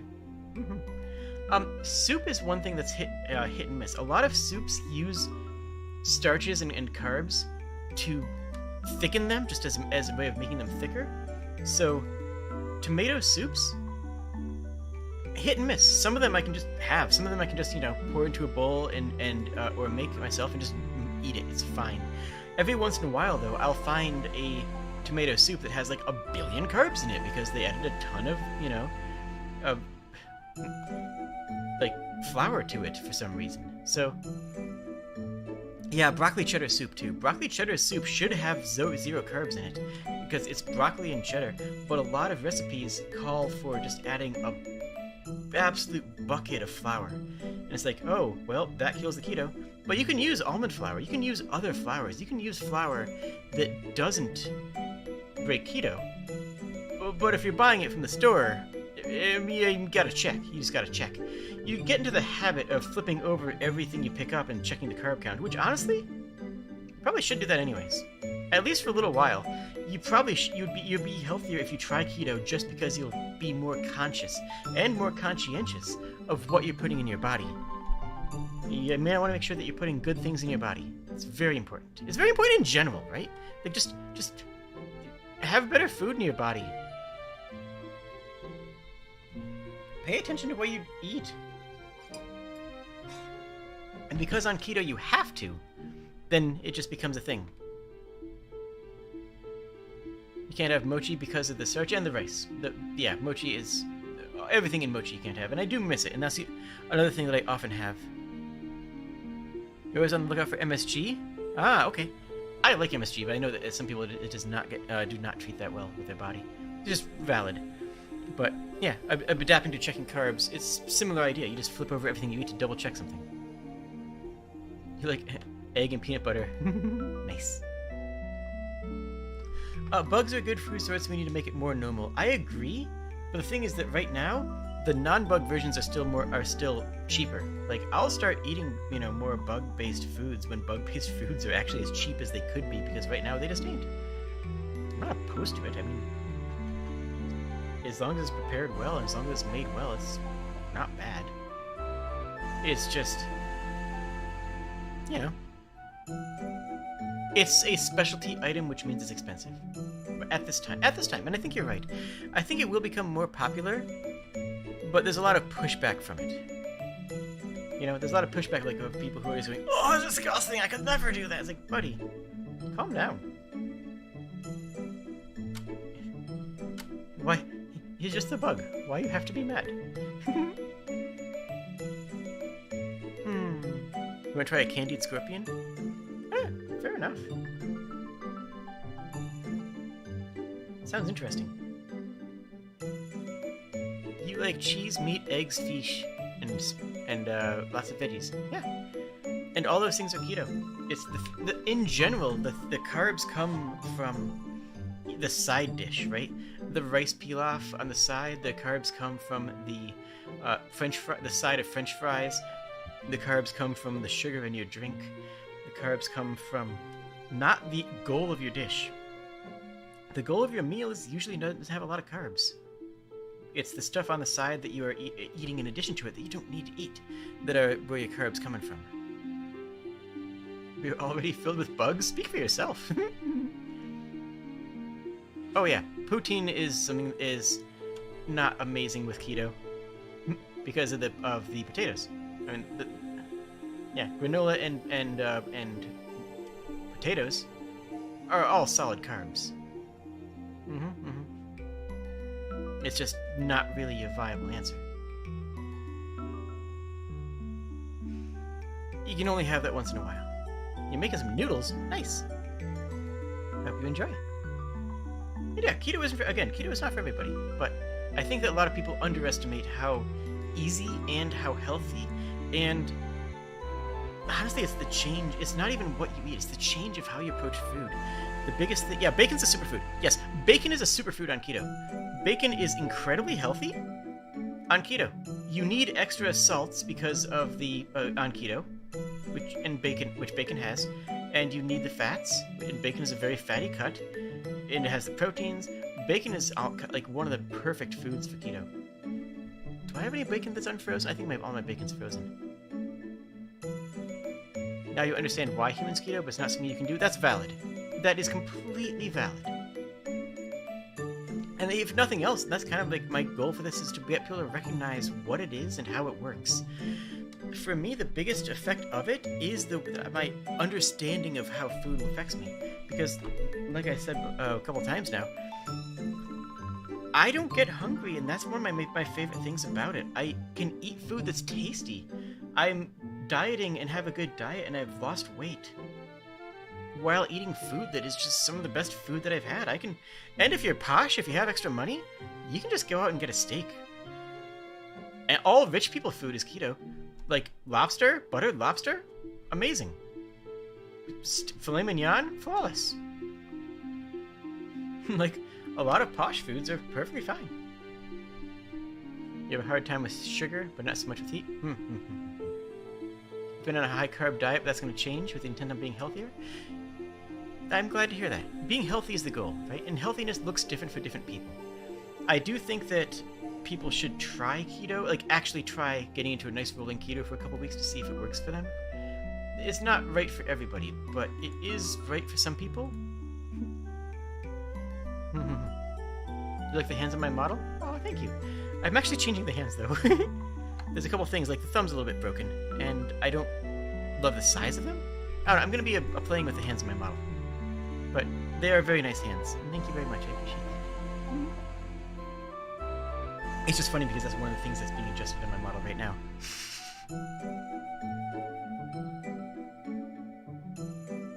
Give yourself hyena hands? Actually, funny you say that. That's exactly what we're working on.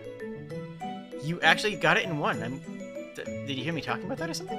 But yeah, no. It is the yin hands that we're adapting for into more lizardy style. So spot on. You nailed it in one. You tried keto for a while. You like it a lot, but you also like pasta too. Fair. That's completely fair. I'm glad you tried it. I'm glad you gave it a shot. I'm glad you got to see its effect on your body, and I'm glad you paid attention to what you ate for that time. Because those are a lot of good takeaways that will affect you for the rest of your life. Those are a lot of positive things that will still affect you and how you see food by just being on keto for a little while. So, yeah, I'm glad that you did that thing. I try it again in the future? Fair enough. If you like it, do it. If you don't like it, don't. Easy as.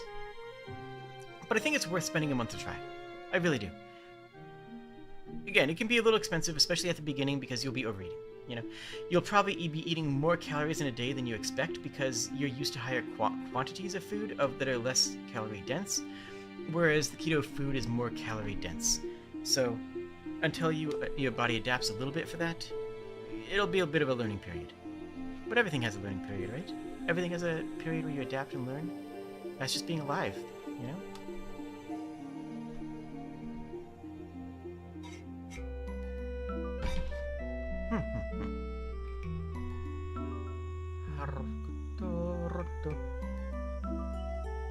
And yeah, nuts are very good. I love cashews, though they're a little bit more pricey, right? Especially right now. But cashews are delicious. Almonds. I didn't eat almonds for a long time. I'll talk about that in a future stream. But almonds are very good and very relatively inexpensive and very tasty. You like your background? Oh, thank you so much. This background was custom made for the channel. This is, yeah, my home. It's 3 a.m. and you're doing a hunger. Well, go get food. Go eat.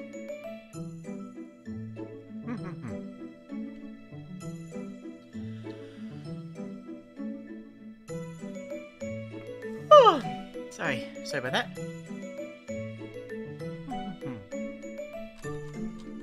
But yeah, be sure to like the video. Be sure to subscribe. Do those things. Nibble on your tail. Actually, that's always a bad idea. It always takes more energy to regrow your food than you get out of eating it. That's true of any digit or thing that is going to grow back. It's usually just a bad idea.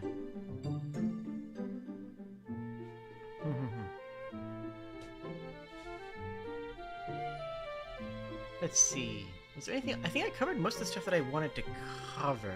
If people have more questions, throw them at me.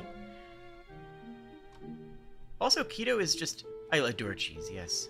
Is kobold tail keto? I mean, yeah. I mean, it's meat. I do have keto crackers. Crackers were one thing that I had missed out on.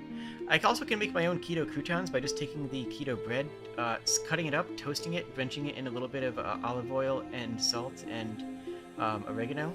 Bam. Instant keto croutons. Fried cheese is a delight. Keto has gotten popular enough that you can get like keto tortillas and then just make your own make quesadillas out of that are keto friendly. I have a fantastic recipe for pizza. It's not a pizza. It's not a pizza in the traditional sense. Weiler will be very mad if I call it a pizza. But you take a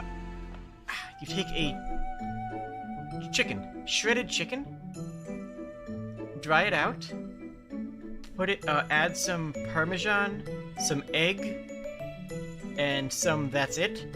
Mix it up, and then spread it out on a pizza stone in your oven, and heat it up. And it's just a crust. It's a pizza crust. It's a chicken crust. Then I put some buffalo sauce and some mozzarella on top, and it's a delight. It's just a fantastic little meal. I love it. That's a really good keto pizza.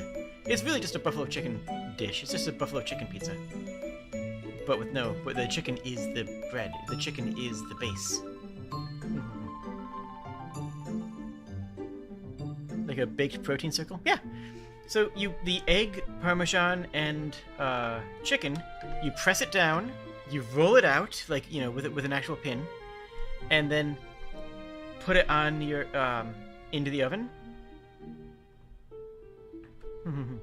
And just heat it up until it dries out.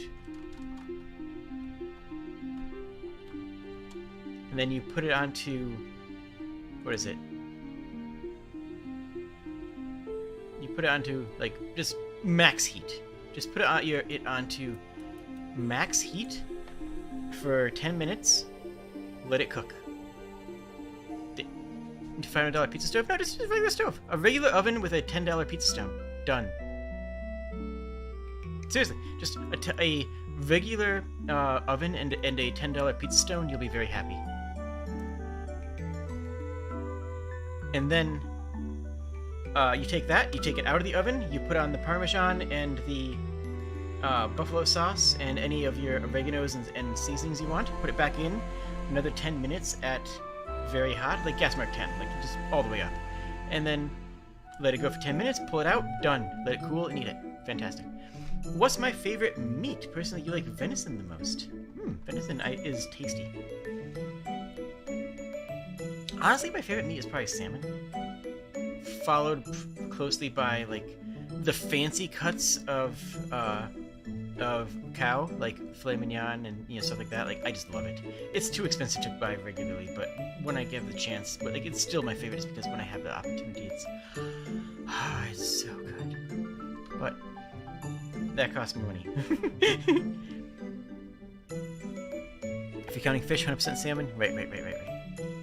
After that, I would probably say, I don't know. Probably ham. Probably like prosciutto ham. Ham, if we're counting prosciutto as ham, which we are. Then probably like tuna or like, yeah, not like canned tuna, but like actual tuna, you know.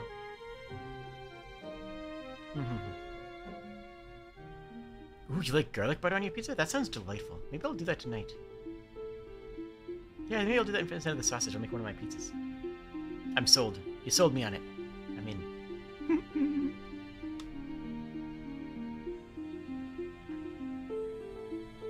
You used to love venison, but you're paranoid of it? You got some really musky... Oh, that sucks. Yeah.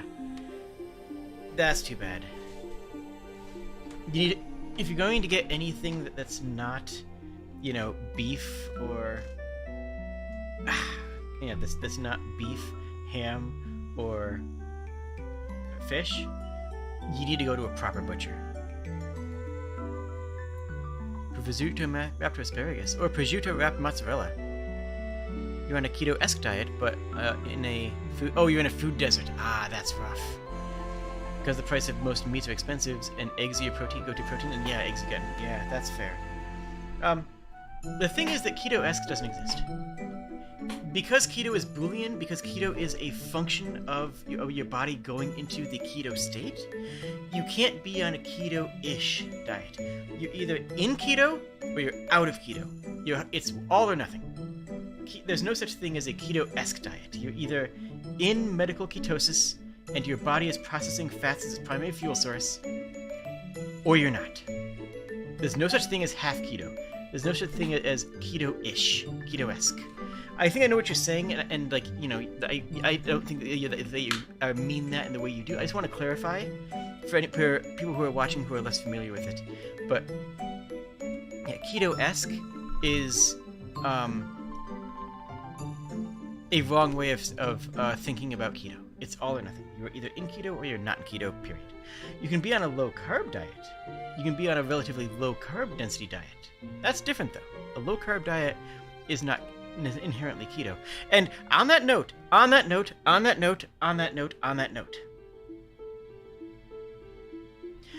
if you are doing research into keto, into medical stuff, if you're looking up nutritional journals and actually doing research, which you might want to do, you might do that, be advised to check the definition of low carb on anything that you read. Because a lot of medical journals that are doing nutritional testing and giving results for health benefits count low carb as below 200 carbs a day. Which is like 5 slices of bread or something. Which is like, you know, 2 cupcakes. That's like, you know, like big cupcakes. That is not keto. And those studies are not studies of keto. They're studies of relatively low-carb diets, not studies of keto diets. And you will find bad things in some of those studies. Like, oh, wow, this study shows that it actually reduced the health of the participants. Like, yeah, that wasn't keto. That doesn't actually apply to this. You just avoid carb on keto. Yeah, that's exactly. Yeah. So. It's a very important distinction if you're going to be looking up medical diaries, and if you do that. If you don't care about that, you don't care about that. But it's important to be conscious of that, is what I'm saying, you know? It's a thing to think in your brain thinks. Yeah, talk with your doctors about it. Do research. Go watch the Loxton video. It's a lot more detailed and research than what I'm doing. I'm going off the cuff. This video here is lived experience in keto. Again, go Google Loxton and Loxton Keto and check out that video for actual scientific evidence. It's a very good and well-researched video. This is lived experience video. This is my experience. Hand doing weird stuff there. This is my experience with keto. This is what I have done and what I have lived. This is not necessarily the general keto lifestyle. You know, like this is not a billion details and studies. This is my life. I'm talking about that. You only get 50 carbs max a day. Yeah, that counts as keto. Yeah, that counts as lazy keto.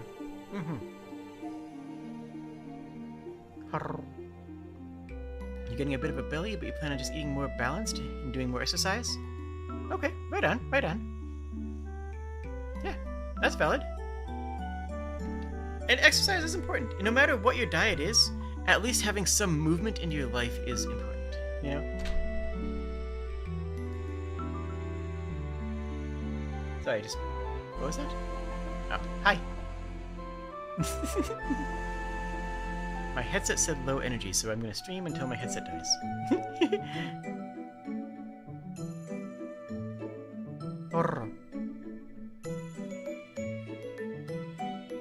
You have a skin condition, you have to avoid sugar. Yeah, people who have to avoid sugar for other reasons, like again, diabetics, or if you have a skin condition to that, then yeah, keto is just a correct answer, right? It's just like, oh, I have to avoid carbs anyways. Welp? And also your body processes things differently in keto, which is important. Like,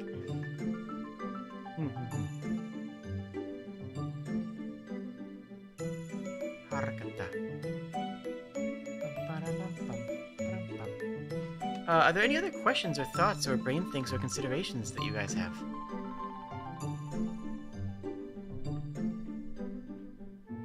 Let me know. Yeah, let's just open this up to questions now. Do people have questions for me and my diet or my thoughts on things? You like your model and my attitude? Aww. Then hit the subscribe button, because I stream 5 nights a week. Sorry, I'm so sorry. But yeah, welcome. I hope you have a wonderful time. I mostly stream games, narrative games, and I have plenty of playlists on my channel.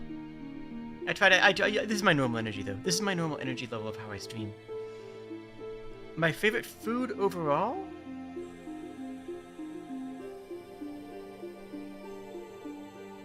It's filet mignon, or...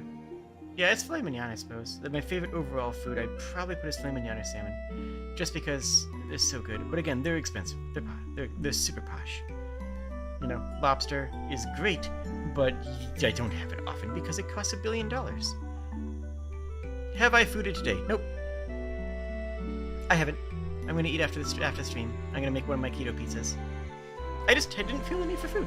I got home from work, and I was just like, okay, I'm feeling fine. So I focused on working on other stuff.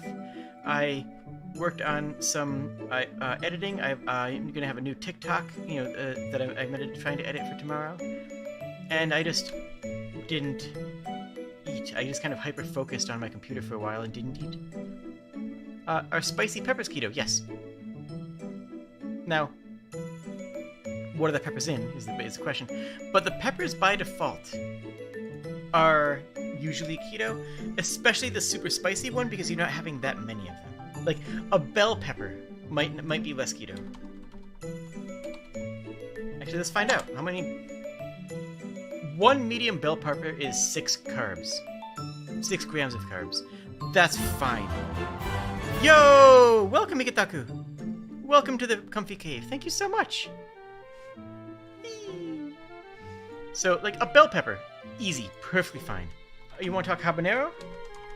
Well, habanero is 4 carbs in 1 habanero pepper. And let's be honest, you usually only need like half a habanero to really get a... And that's a very sweet pepper. Habanero is a very sweet pepper. So, yeah. A habanero pepper? Fine. Again, you have like 20 to 50 carbs in a day to work with and to spend as you please. Heck, you could go to McDonald's and get a small fry. And maybe not have it all at one time, but even that would not break out of keto, most likely. So, yeah, by all means.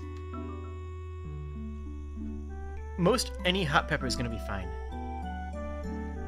I can't think of any peppers offhand that would not be keto. At least not in any big quantities. You know what I'm saying?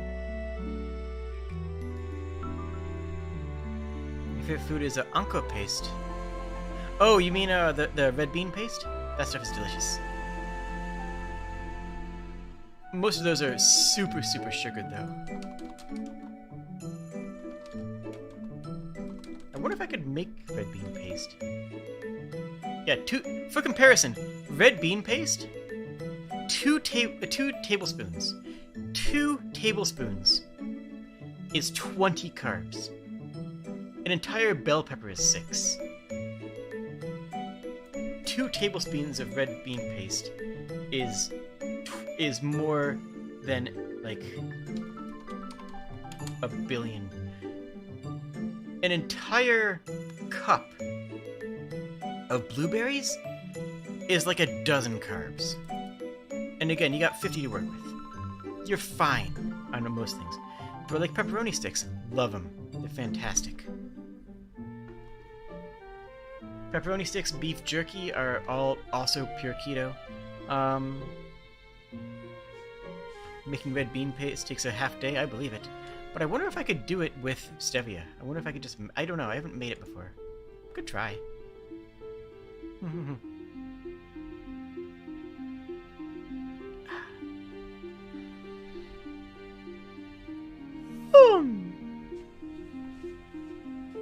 I like food. But yeah, like, tasty things are good on keto. Like, most tasty things that are fantastic are on keto. I don't feel like I'm missing out on good food. When I did a low-fat diet, I felt like I was missing out on good food. You know, I couldn't have the bacon. I couldn't have the you know, some salmon sometimes.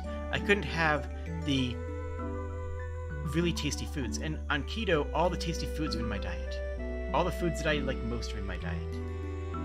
And the things that I wanted that I would miss out on, keto bread, keto ice cream covers most of those bases. You know, I'm fine on that. I'm fine. Which just means that the biggest thing I'm missing out on is rice and candy. But I don't like need a lot of candy because I don't feel the drive, the need to eat hungry. You know, eat hungry candies. Less cravings, exactly. It's less hunger, less cravings. The green bit of an aubergine is extremely thorny. Ah, interesting. Legumes have a surprising amount of carbs. Yeah, beans do have a surprising amount of carbs. Yeah, you can have some. I mean, again, focus on the numbers.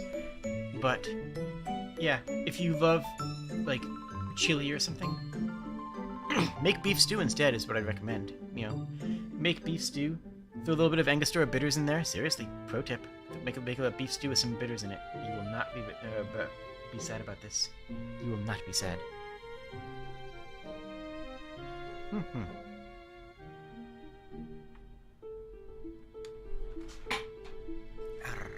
Yeah, replace the potatoes with, you know, other vegetables. If you feel bad for missing out on good food, remember that there are other good foods. Yeah, exactly. And don't feel like you need to replace one. Don't feel like you need to recreate one food in keto form, right? Don't feel the need to say, "Oh man, I wish I could have French fries. What could I make into a French fry?"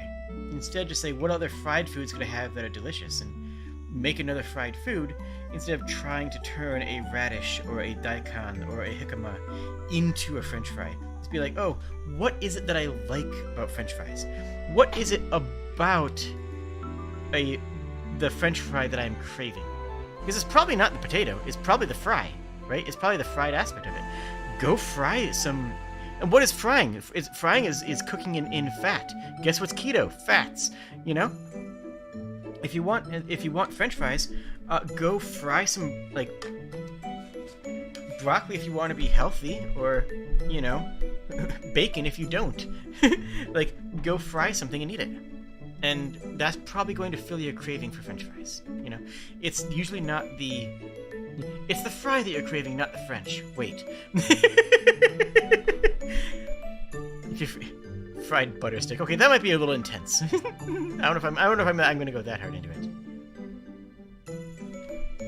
Next, got you mildly drunk on a Million Maid. Oh yeah, someone asked before about cabbage, and cabbage is mostly keto, I believe. I mean, double check, but whatever.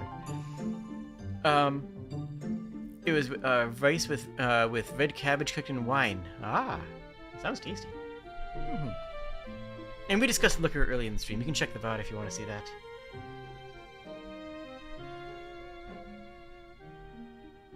what am I doing this week?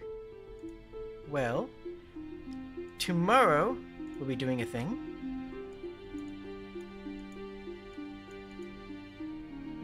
Let's see. Tomorrow we'll be either starting Dishonored 2, Dishonored 3, that is. We'll either be starting Dishonored 3, or we might have a secret special surprise. And on Saturday we'll be playing a little bit more of the Untamed Tactics. And then next week we'll finally be starting one of the most important games to me of all time. And that is Illusion of Gaia. That is something to really look forward to. That's, if you haven't played Illusion of Gaia, and it's a 1990s Super Nintendo RPG, I expect you haven't played it. But if you haven't played Illusion of Gaia, you will have a really interesting time. It is a very powerful and very moving story. You try to catch more of my streams? Aw, thank you very much. And thank all of you. The fact that all of you are willing to spend your time with me means the world to me. Like, the fact that you, saw a weird internet lizard and decided to click and decided to watch me really just fills my heart with joy. Thank you. I hope that I can be worthy of your time. That's my goal. I played a little bit of it in the past. I got it on launch. I have a t-shirt. No, this is true. I actually have an Illusion of Gaia t-shirt that I got at checkout when I bought Illusion of Gaia. I'm old, okay? I'm exactly that old. Yeah. Such a good game, but very powerful game too. It's not a happy game in a lot of moments, I'll warn you that right now. But it's a good one. It's a good story. It's a good experience. And if you want to watch some of the other stuff, my style is usually... This is more of a live stream, right? This is a live stream. A lot of my style normally is streaming for the video, streaming for the VOD. So if you want to watch some of my playlists, by all means. Like, just in recent times, we have Live Alive, we have Little Gator Game. That's an amazing series. Go watch Little Gator Game. We have, a lot of playlists on the channel that are extremely good. Like, yeah. Don't worry about catching me live. I have a lot of cool stuff. But what I'm saying is that I would love to see you here live, but if you're in the mood to just if you'd rather watch a VOD, by all means. I'm just glad that people like me.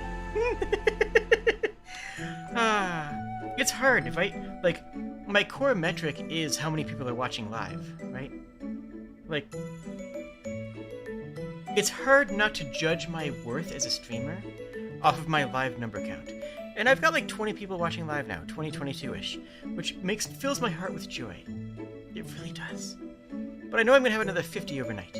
I'm probably gonna have another 50 to 60 in the future because of the videos, and that's really what I need to focus on, because that's where A, the bulk of my audience is, and B, that's also the people who I'm reaching who are consuming my my playlists. So I love both. I love all of you. You're all wonderful and I love you. I should end the stream before I start crying or something. I'm okay. I'm fine.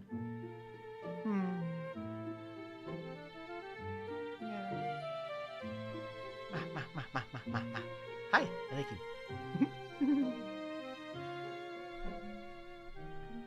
I'm wholesome and lovely. I try. I do my best. I do my best with what I am. As far as I can figure out what I am. So, I'm just me. I'm just me, and sometimes that's enough. That's really what it is. I am just me, and sometimes that's good enough,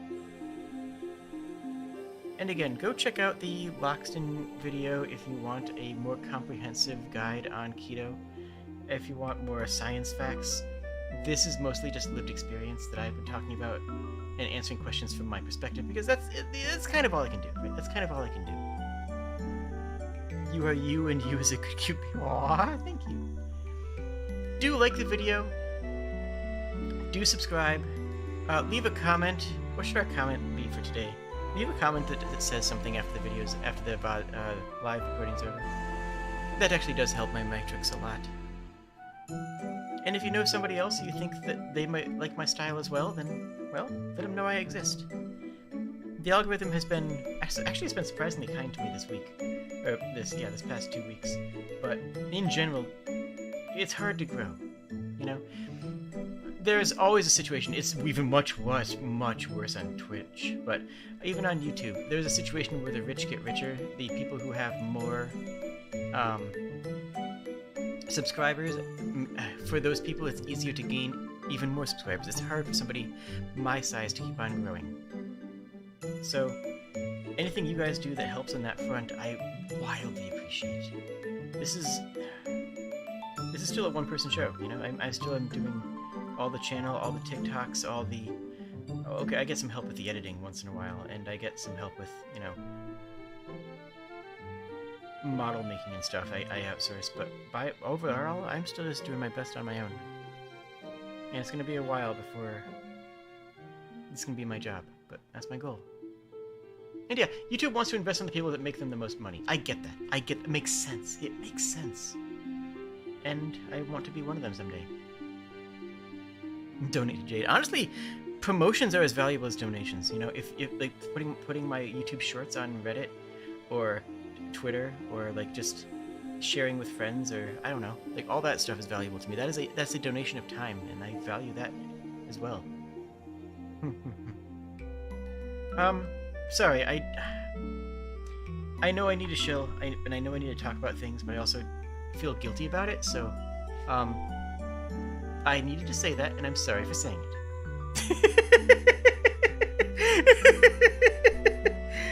Let's get burgers today! LGBT, yes. Yeah, share to help them become a full-time VTuber. Yeah, that's that. Let's see. If you ever feel guilty, remember that it's necessary. Yeah. And I understand why. I'm just bad at marketing. I'm just bad at promotion. It's just not something I'm good at. Like, honestly, before I take a salary myself, I will... Like, before I take a salary myself, I'll hire someone to help me with the channel. You know, I'll be the second person to get hired by my own YouTube channel. I will take, as soon as I have enough money to pay someone full time, I'm not going to take a full time position with it. I will hire a channel manager and give them the money to help the channel grow. And then once the channel gets enough, I will hire myself. Then I'll make this a full-time job, which is the goal. That's the dream. And I'll still be applying to the industry ones, if, you know, that would be amazing. And honestly, I've gotten so much better as a streamer over the past couple of years. I've started this with no experience, right? I started this with only acting experience, with no streaming experience. We're not talking about food anymore. I'm just entirely off tangents now. But I started this with no streaming experience, and I've built up into what I have now. And which I've been told is pretty good. And I'm gonna keep on getting better. And someday I'll be there.